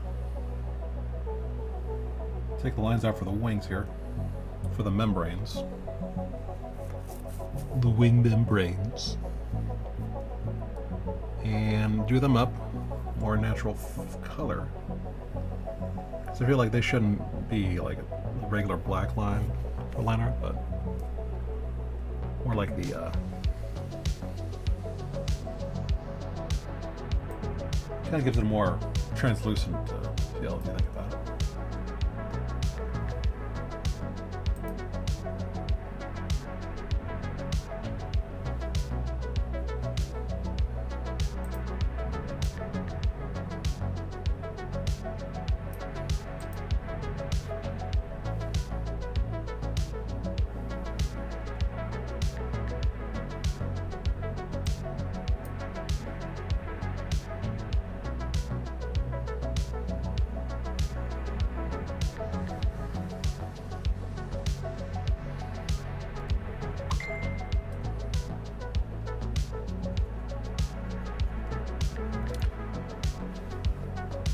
I have an allergy-free microwave spicy bean dip that tastes just like the Fritos bean dip. And you get more. Oh, cool. So what was the allergen in the bean dip, though, if I may wonder aloudly? Because I got some relatives with kids who have peanut allergies, and they would probably like to know about that information, too, if that's the case.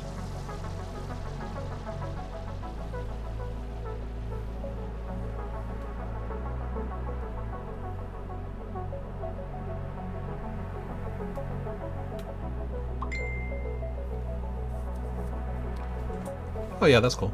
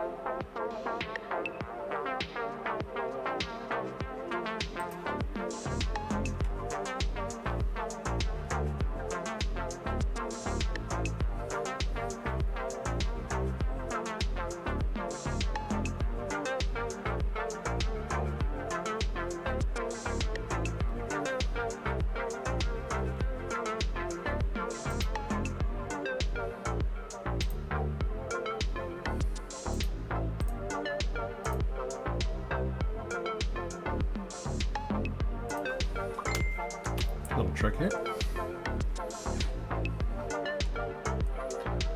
Palm oil based stuff. Ah, it's always the mono and diglycerides. It's always them. That's how they get you.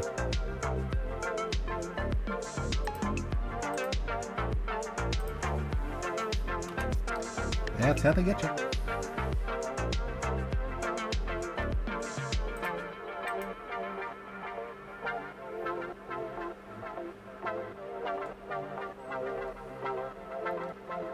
I'm sure they have it in cereals too.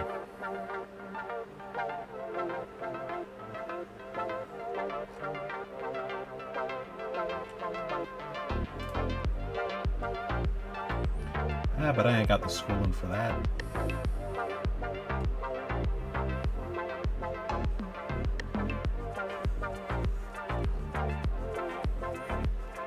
Shoot, you know what? I totally goofed. Hard habit to break, I know.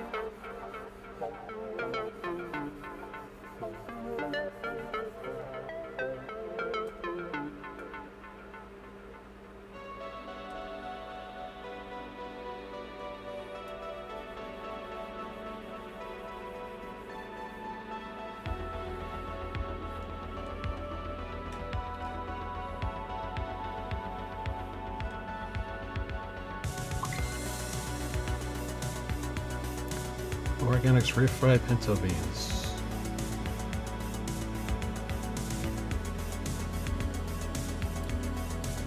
I'm familiar with that. I've had a few times where I'm doing Instacart shopping and stuff like that over at Target. Every once in a while people order those up.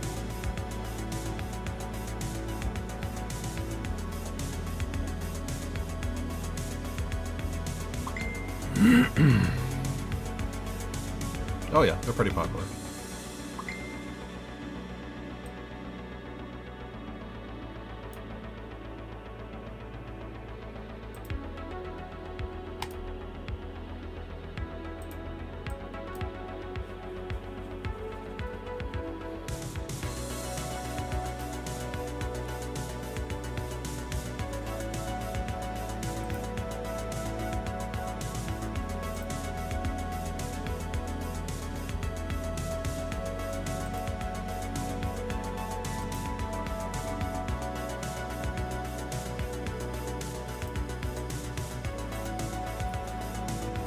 Alright, let's get those wings.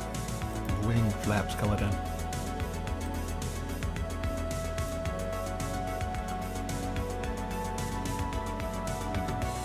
I gotta say, this one's coming along pretty quickly. I like that.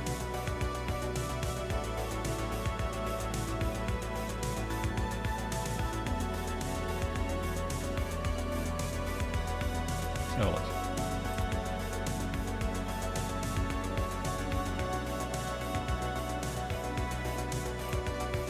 There we go.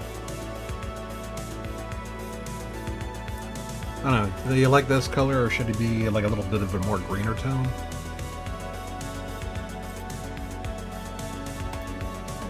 Maybe a little bit of a darker green tone. Greenish. Alright.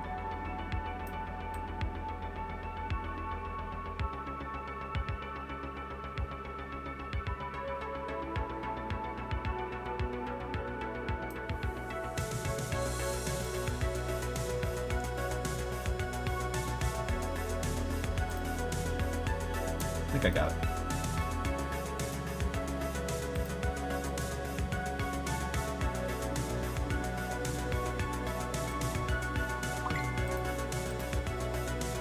Let's try this one.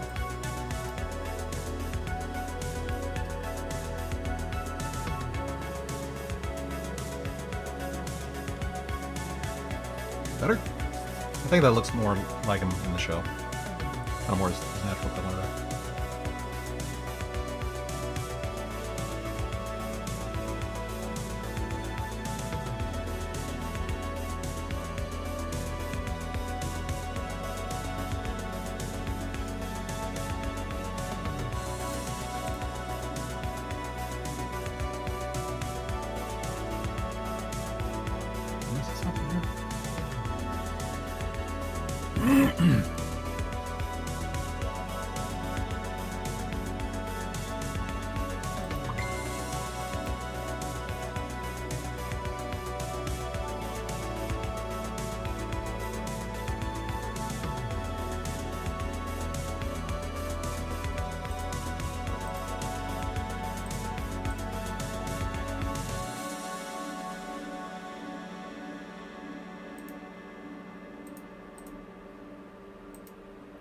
Yeah, let's go with that one.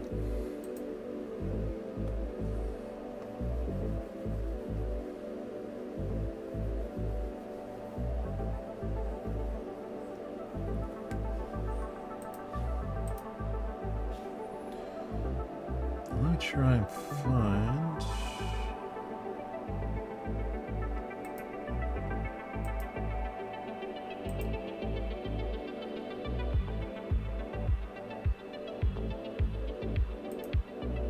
Okay, let's do that again.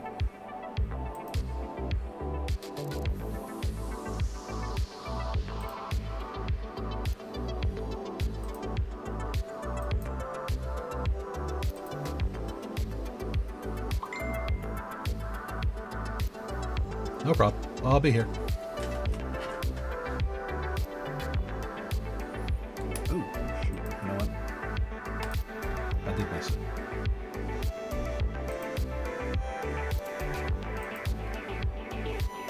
Right there. That's That's why.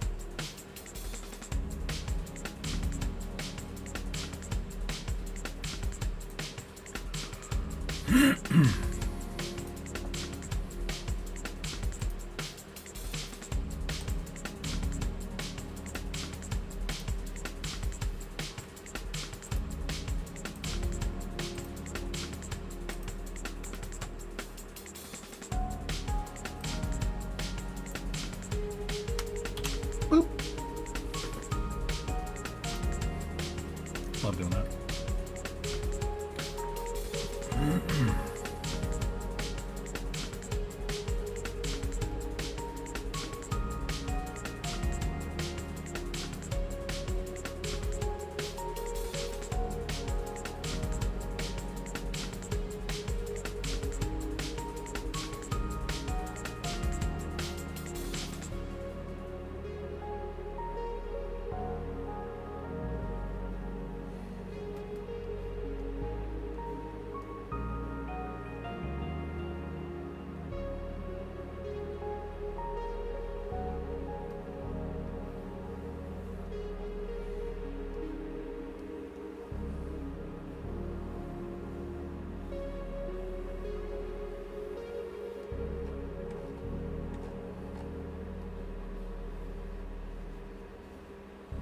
Bit of cleanup here.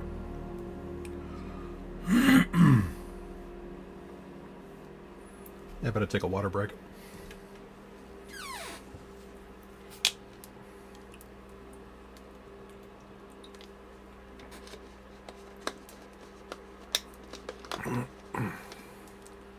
Hydration is key. Hey, welcome back, Leah. Tara.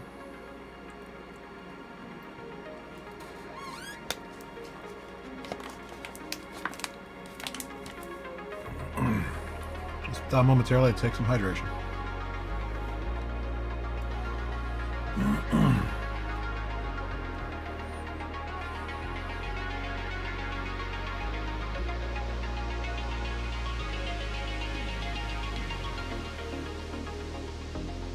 Wow, it's already 11 o'clock. No worries, folks. We ain't stopping just yet. And make this a little bit of a late night Friday night session.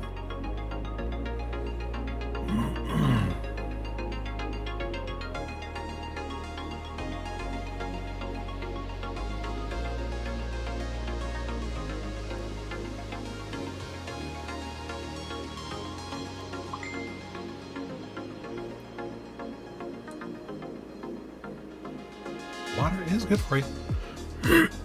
Whoa. It's got it all froggy right there for a second.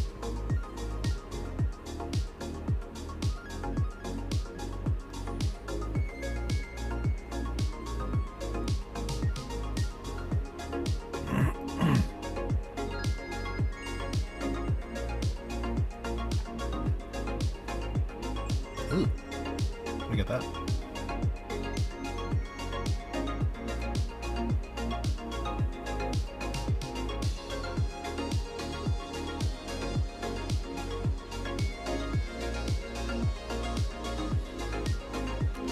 Lots of cleanup here, I didn't even notice.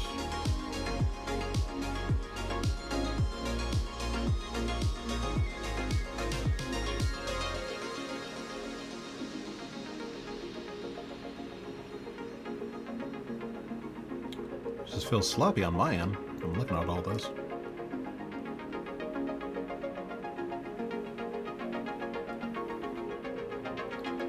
Guess I got a little too overconfident.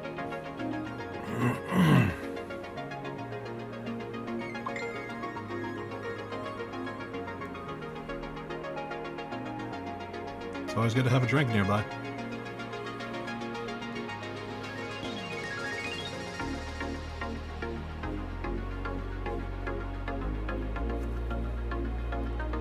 Of water, of course. Not just any kind of drink.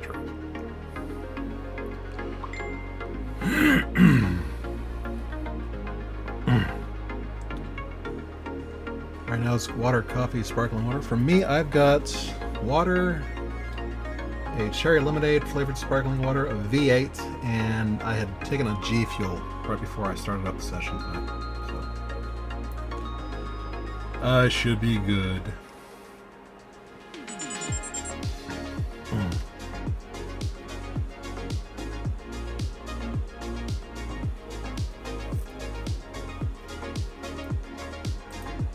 noticing I'm starting to get a lot more followers over on Blue Sky.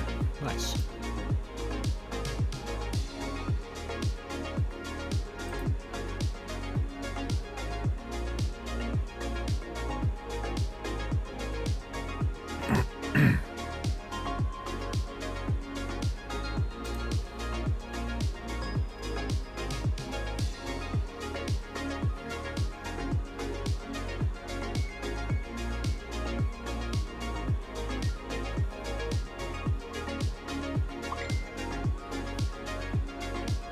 It is pretty nice.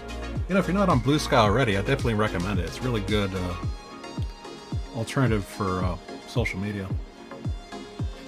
Way less toxic than the other place. Well, that's kind of a given nowadays.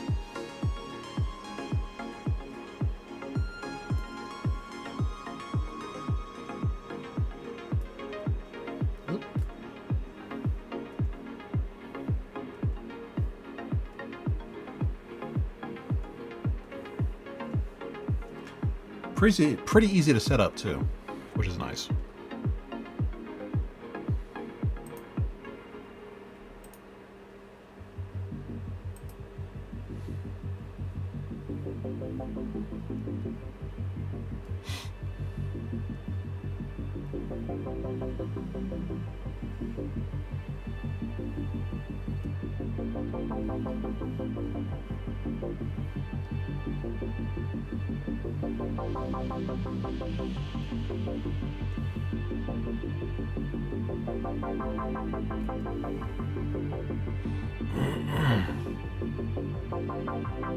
My goodness gracious, look at all this. I think I'm gonna have to merge the layers here.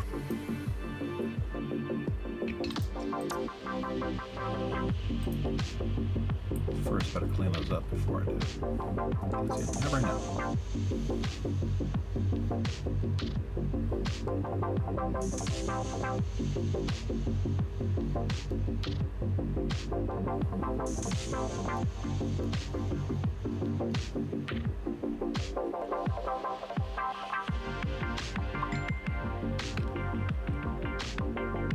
Yes, it is probably like the exact opposite of X, because everybody wants to be there. And whenever they get any particular bad actors, quote unquote, like everybody just dogpiles the crap out of them. And they even have like a mass block option, which is nice. They set up lists for whole entire sections of people. You can just hit block all of them at once. They're really, really good on it.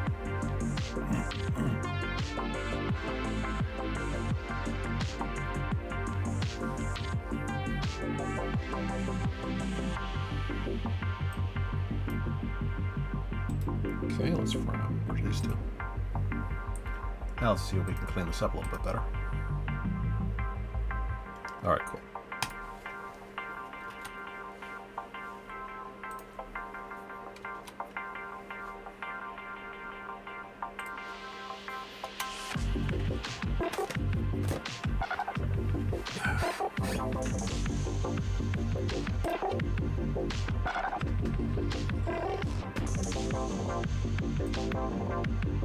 There we go, all neat and tidy. Oh. Almost.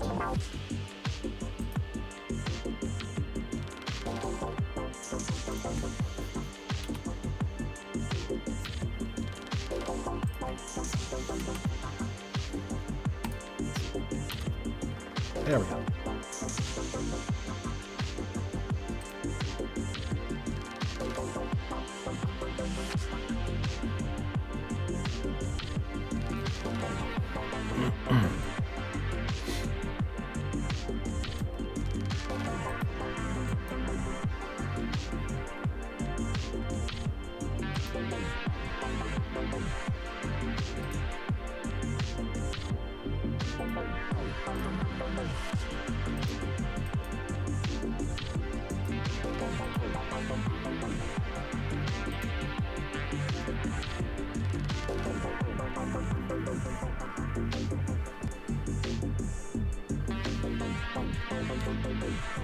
Now let's get that little loincloth of his.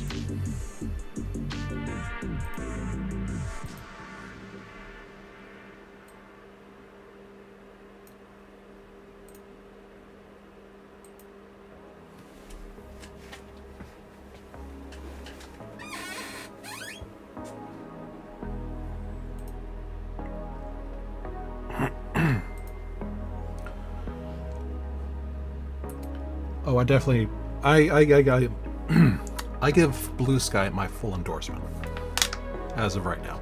So, yeah, if you're definitely looking for an alternative to X, formerly known as Twitter, definitely give Blue Sky a chance.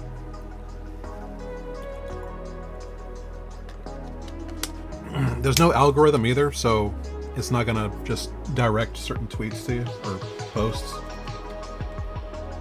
like, you know, X does. So you'll actually have a better likelihood of discovering new stuff. And it's, let me be honest, not as pessimistic or depressing as Threads. Because, yeah, that particular place went downhill really quickly after the elections, let me tell you that. Not that I blame them, but not really something I want to keep looking at every single day for the next 4 years.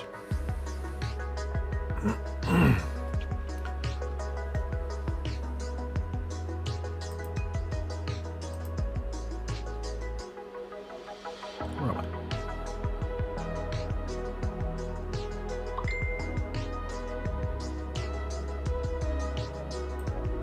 Oh, right, loincloth.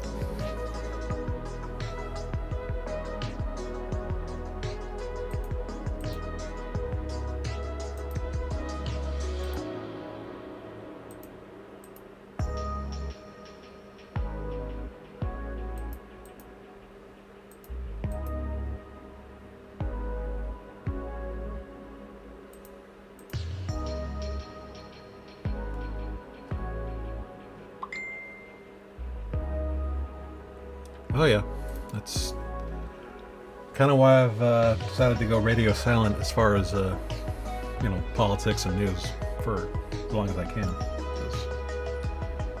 It's just really, well, I know that. Well, I know you're talking about Threads, not the piece here.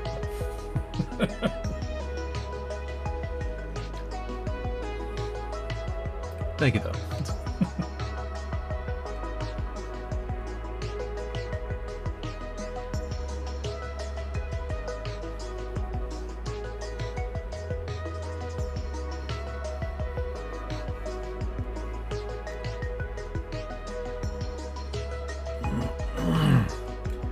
I would say my most active social medias, for anybody who wants to reach me, by the way, would be Facebook,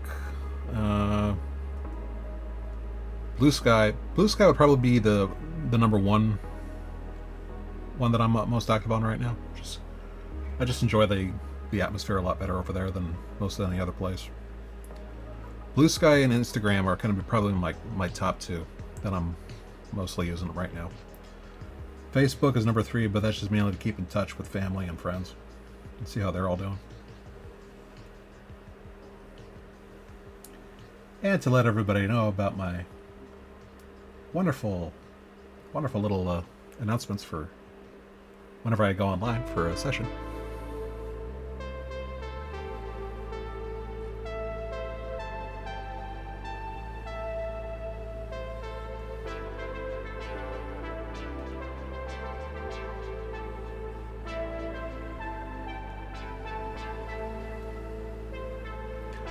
But yeah, Blue Sky I would say is my main place of operation currently. I've actually been starting to get like followers really quick on that one, like faster than I've ever had on any other app. Really, it's nice.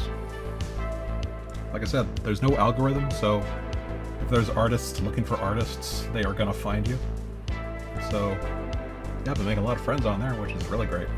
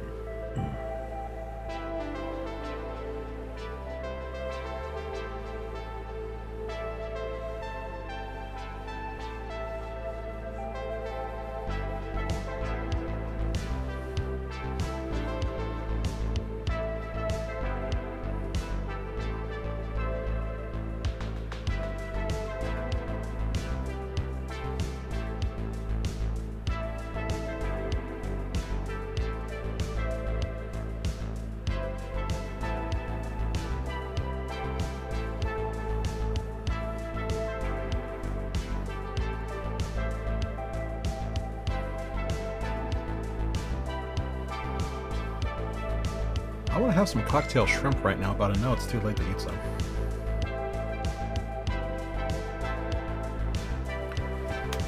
There is a pretty good flow of writers over there on X. I know my friend Larissa, who has popped up on here every once in a while. She's also a writer. And they do have them. They do have them by feeds. You can actually subscribe to feeds for certain activities, and that'll give you updates on who posted what, which is really, really helpful. Super, super useful.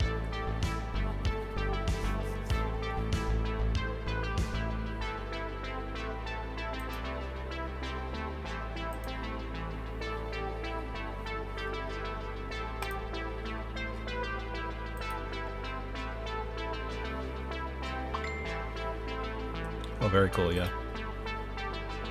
Like I said, it's a game changer. So far, it's been nice.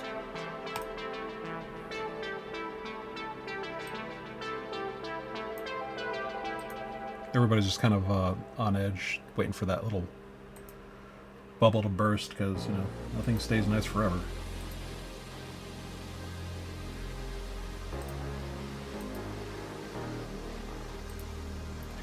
That's the mentality, at least.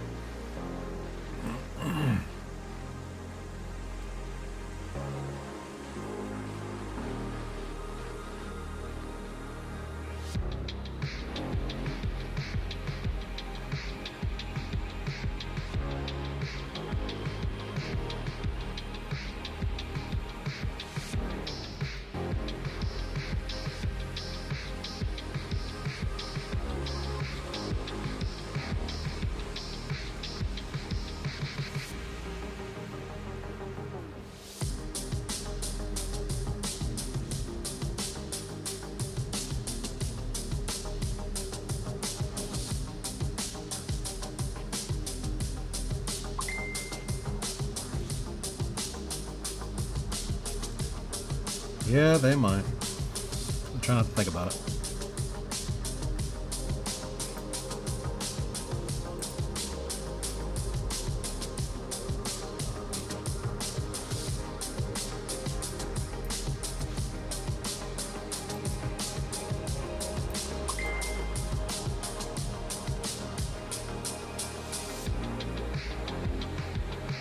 Yeah, same here. Ever since all that happened, I'm kind of giving up on it. No point anymore stressing. Just do what you got to do to, you know, keep things going along.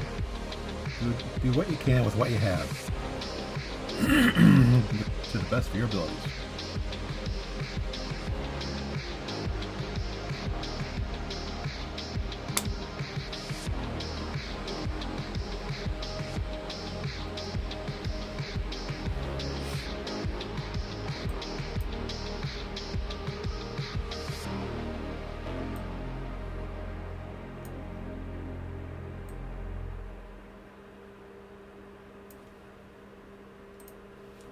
Well, let's go for the eyes.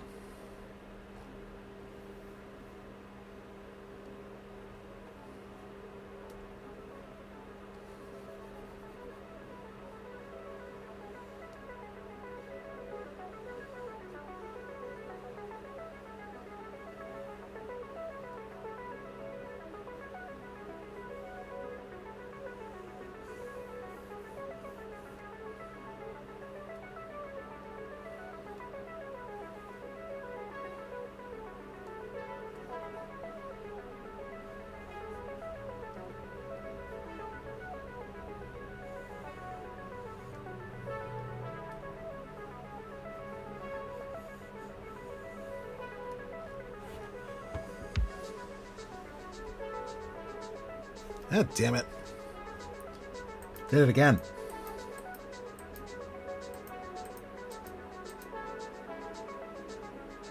Wrong layer.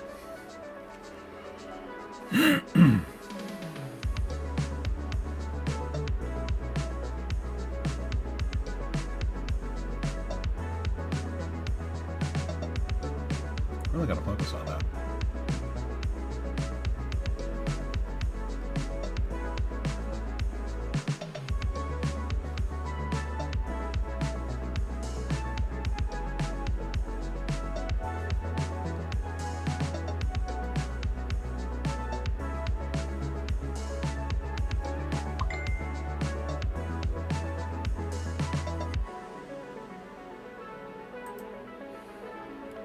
At the Friends radio show last night, and the transmitter was down, so it was stream only, which meant FCC didn't apply, so it was songs with the word fuck in it playlist. Really? Did not know about that loophole. Good to know. Sounds like it was fun, yeah.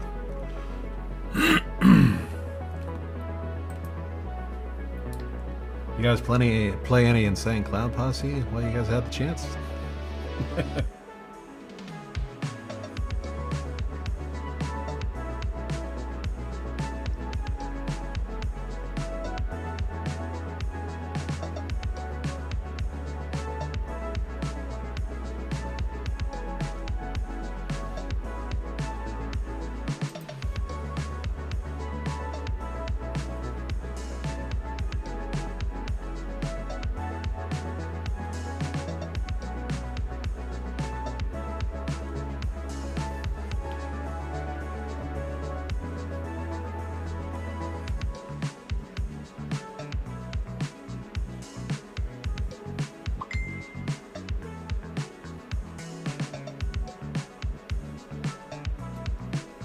Ah, that's too bad. That would have been awesome.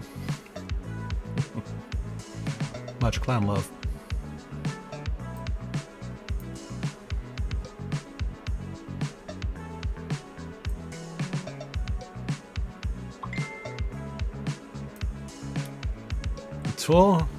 Tool. I mean, you could go on to K-Slug and they're pretty much playing Tool like every other hour. So.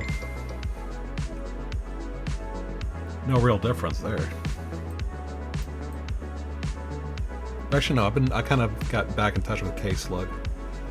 It seems like they've switched up their format a little bit, so they don't nearly play as much of, the grunge and Tool and indie stuff as they used to. It does seem like they switched up to newer indie stuff, which is nice. So maybe they learned their lesson. I doubt it though.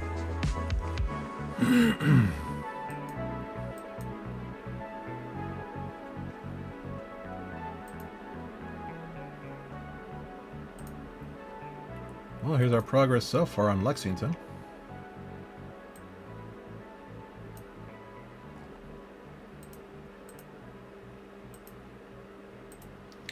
That lip is bothering me though. Fix that.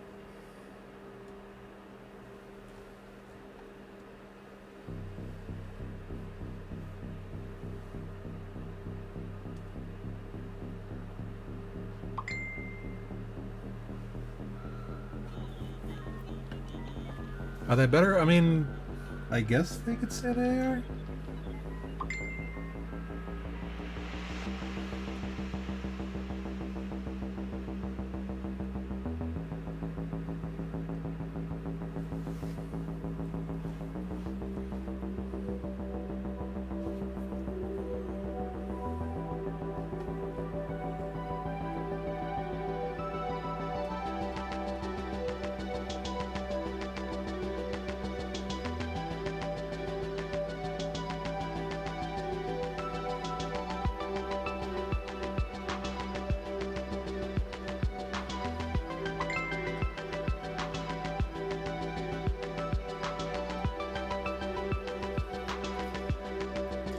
Yeah, they kind of moved away from like I said, like classic rock and grunge and stuff like that. At least from what I've heard.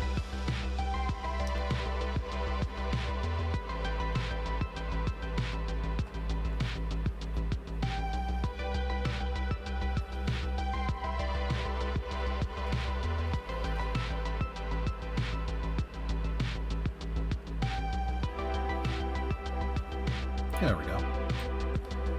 Look at that cute little face.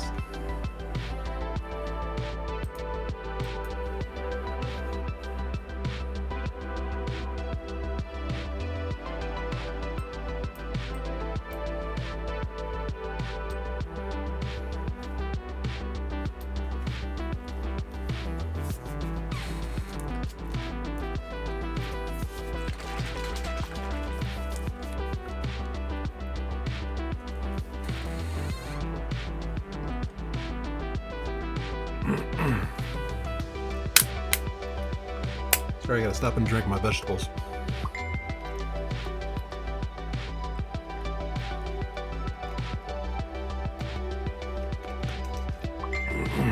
Yeah, that was my complaint about him too when I was living up there. Like every hour, like you'd hear at least the same one of like 5 different songs or something like that. And like clockwork, around like 10 o'clock or 9:30, they would always play the same Tool song. So that's the one thing that bugged the crap out of me about that station. But it sounds like they moved past that. Which is nice.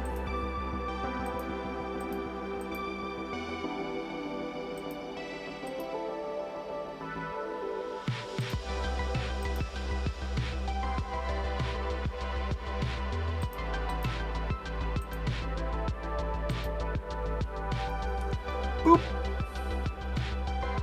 Yes, ma'am. Yes. Now my favorite part. The shady.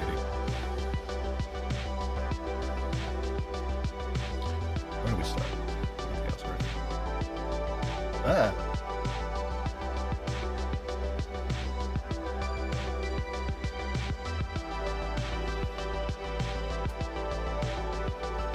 Well.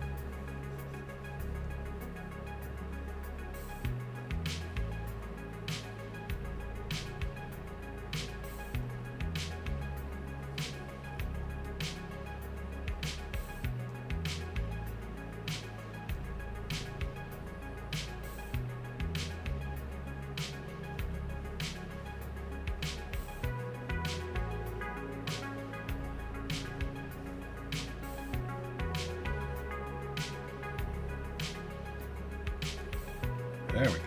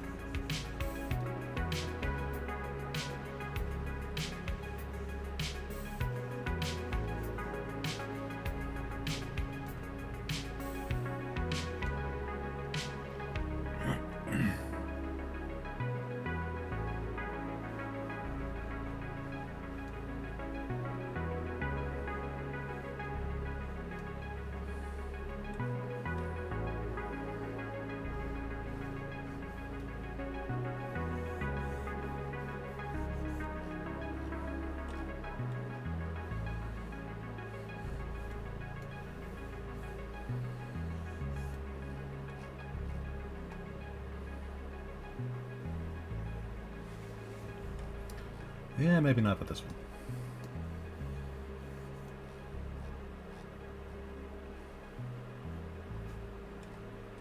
Well, actually, let's try.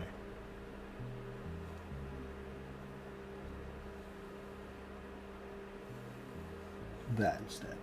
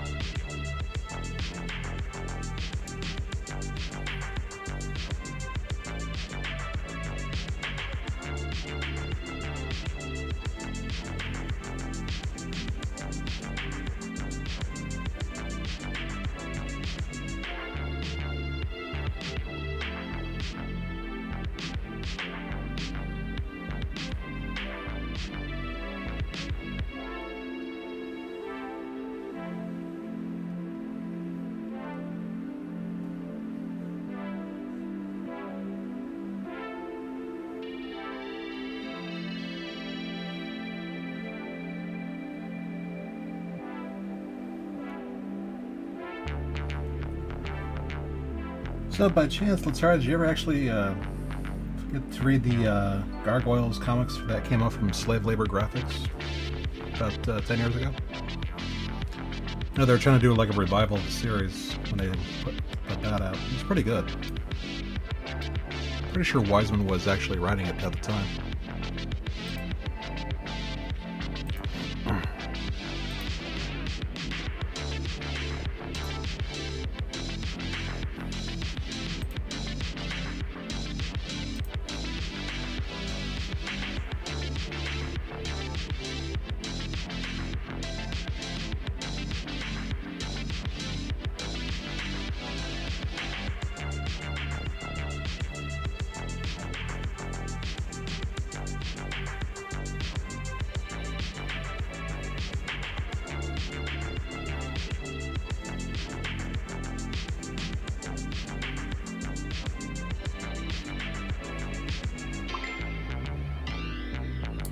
Ah. Well, it was a few years before Marvel got bought out by Disney, so they were still kind of in limbo about titles going to different comic book companies publishing. Not sure if they ever had a trade of it, but I think probably like the first 12 issues or something like that. Same plot. It's basically like a continuation of the series after the show was canceled. Which was really what everybody was asking for. So that was kind of their way of doing that for them.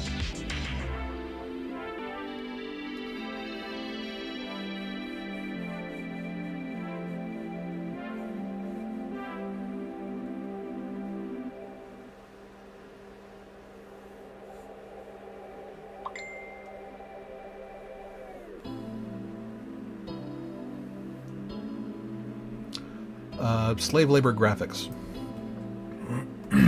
which was the guys who published Johnny the Homicidal Maniac and all that.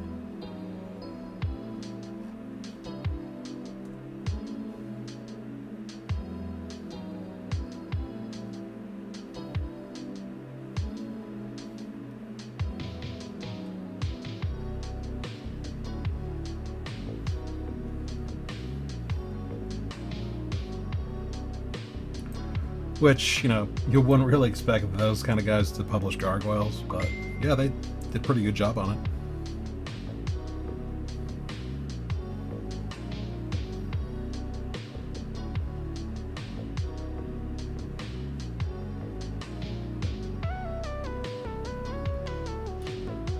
Oh, you know what? It just dawned on me. Going back to the voice acting thing. When I mentioned Greg Weisman also did the Young Justice cartoon, I forgot that Lexington's voice actor was in that also.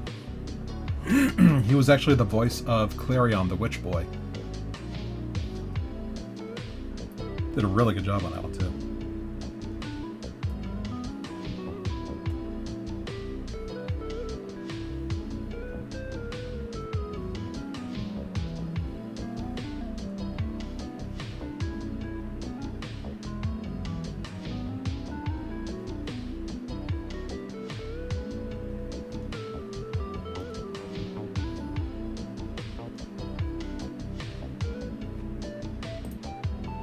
Make sure I got the right one here.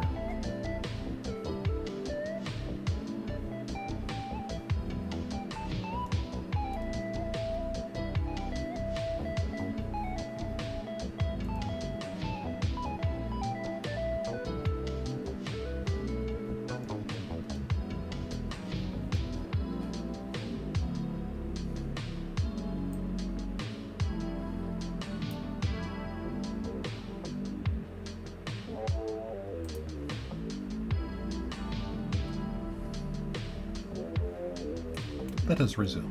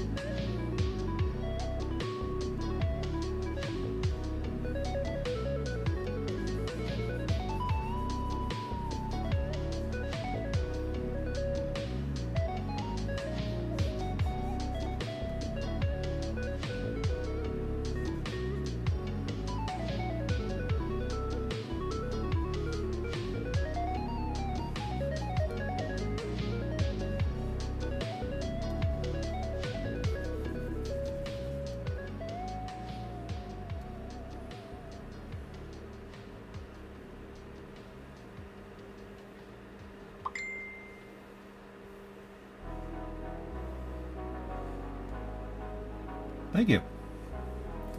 That's what I love to do.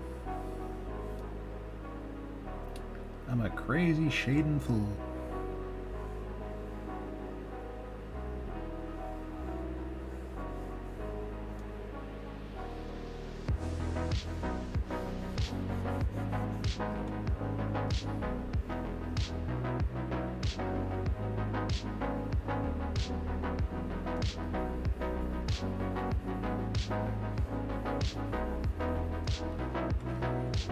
Yeah, maybe not that one.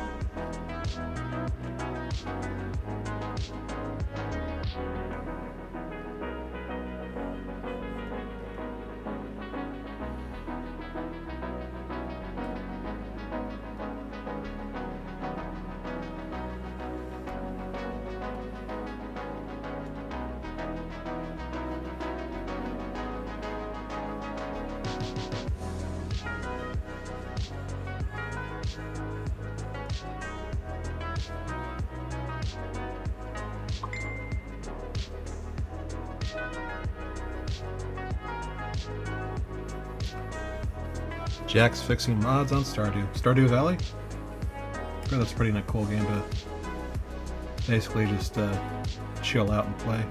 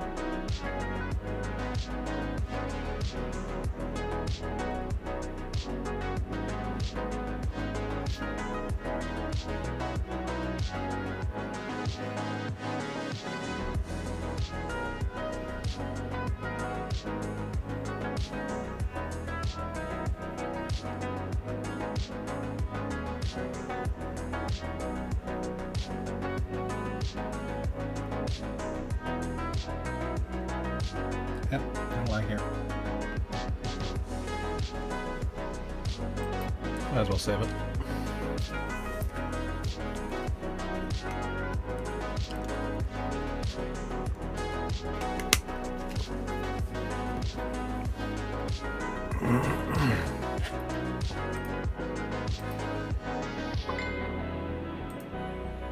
Ah, I fixed up so it looks like the local place, huh?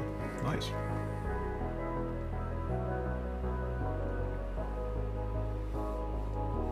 It's always cool when you can get mods on a game to really give it that more home feel to it. No pun intended. Well, probably pun intended.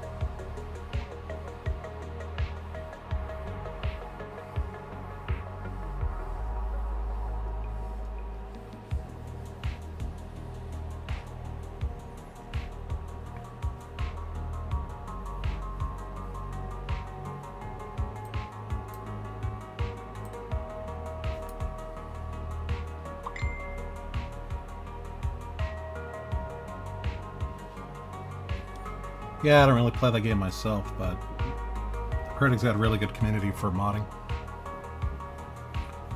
which is always really impressive. It's always cool seeing people put in the work, just really fully customize something that I don't know. Otherwise, might have a limited amount of play or replayability.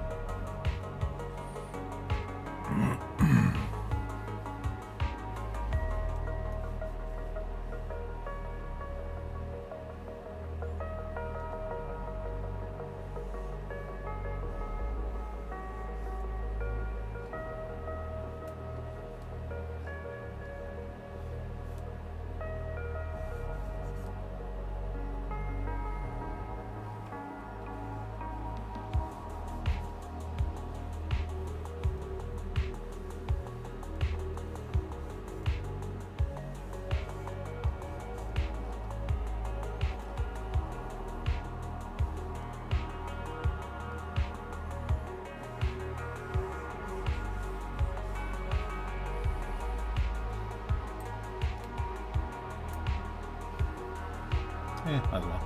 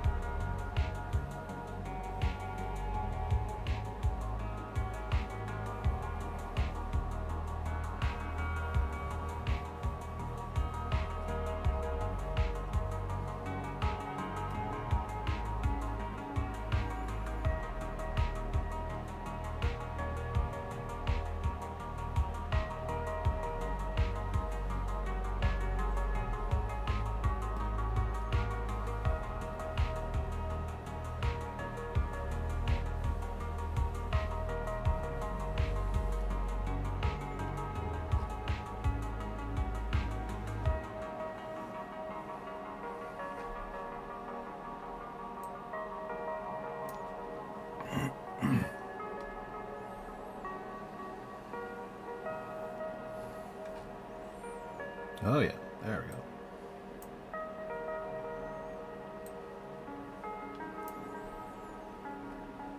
Let's bring in the light here.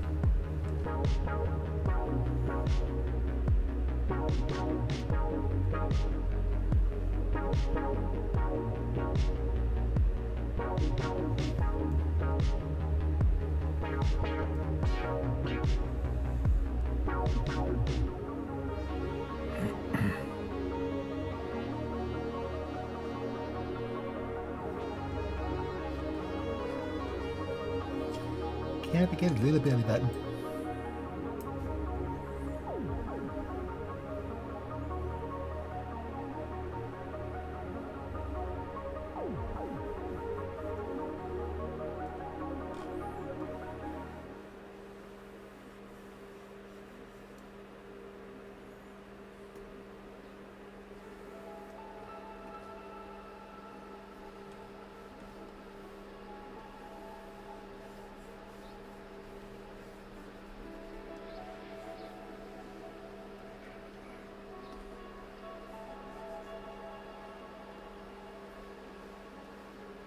Eh.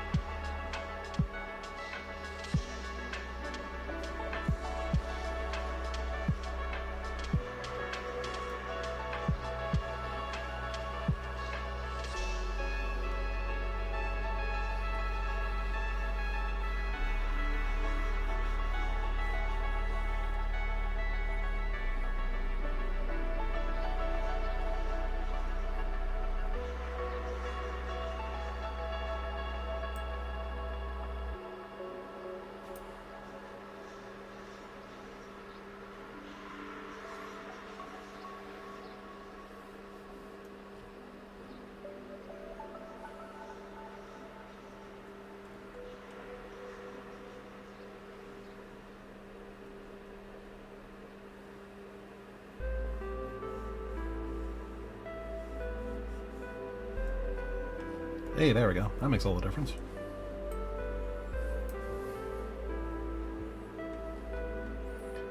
You know, I probably should shade noses more often.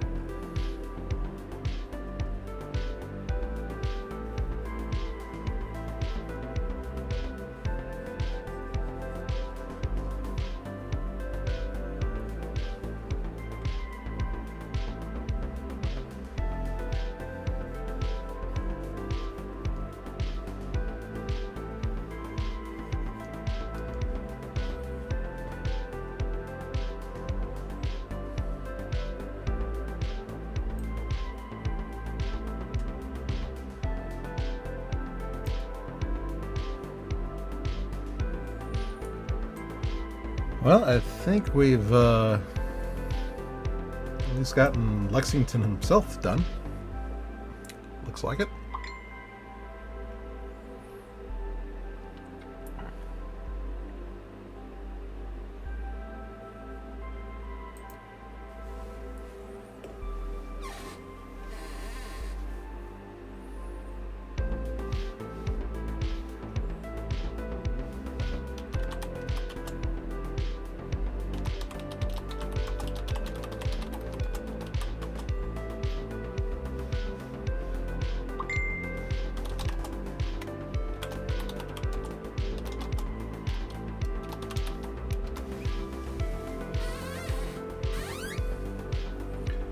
Awesome.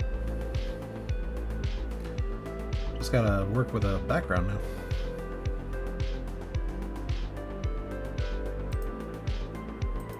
Ooh.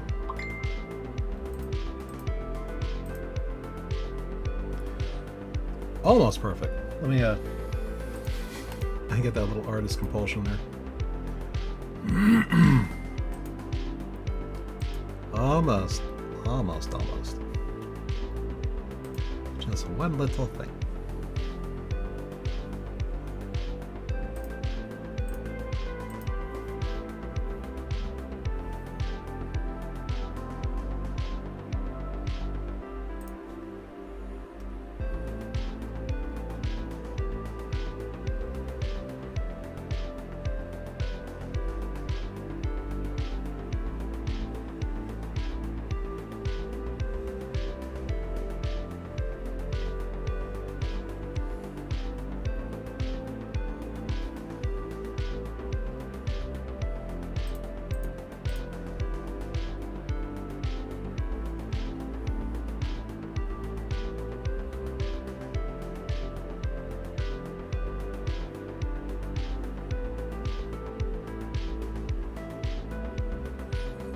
Okay.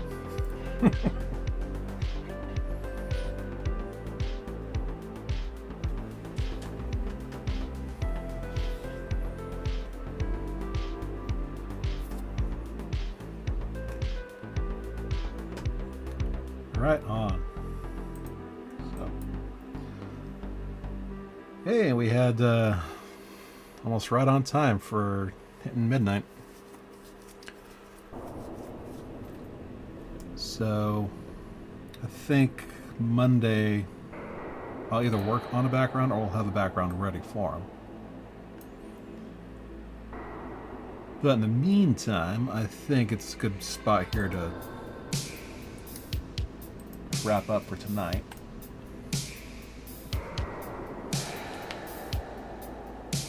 And of course, Latara, I'm always grateful for you guys joining with the show and talking with me. Oh, what do we got?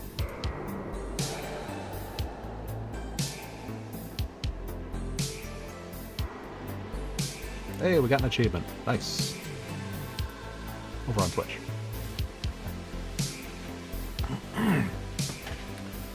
So, oh no, wait. Up.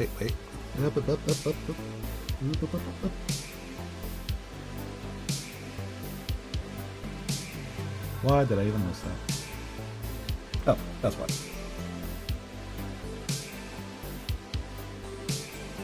Yeah, we're good.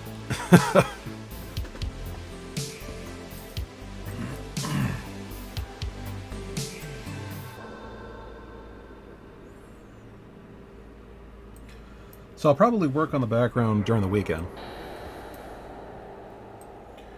That way I can have the second commission ready to go on Monday for Jack, who is Latara's significant other. Wonderful people. Wonderful persons. So, that'll do it for now. Once again, I'd like to thank Latara and Jack for the commissions. And also for joining me tonight over on Facebook feed. As usual, if anybody is interested in commission work, you can reach me on my Blue Sky or Instagram through DMs. Right now I got a special holiday discount going through the end of the month. So up until New Year's, if you'd like to get a commission, it'll be, well, an $80 commission here would be $60 right now. So basically like that. So there you go. Well, I want to give thanks again to everybody who tuned in. And I hope you guys have enjoyed the stream. Thanks again to Latara. And thanks to everybody who tuned in on Twitch and Kick and caught the YouTube restreams as well, and everybody on Facebook. And I know we're getting close to Christmas, so I will not blame anybody if you guys are a little bit busy to be catching this next time. But I'll be here either way. So in the meantime, I hope everybody has a good rest of the weekend. And I will see you guys Monday. All right. Peace out.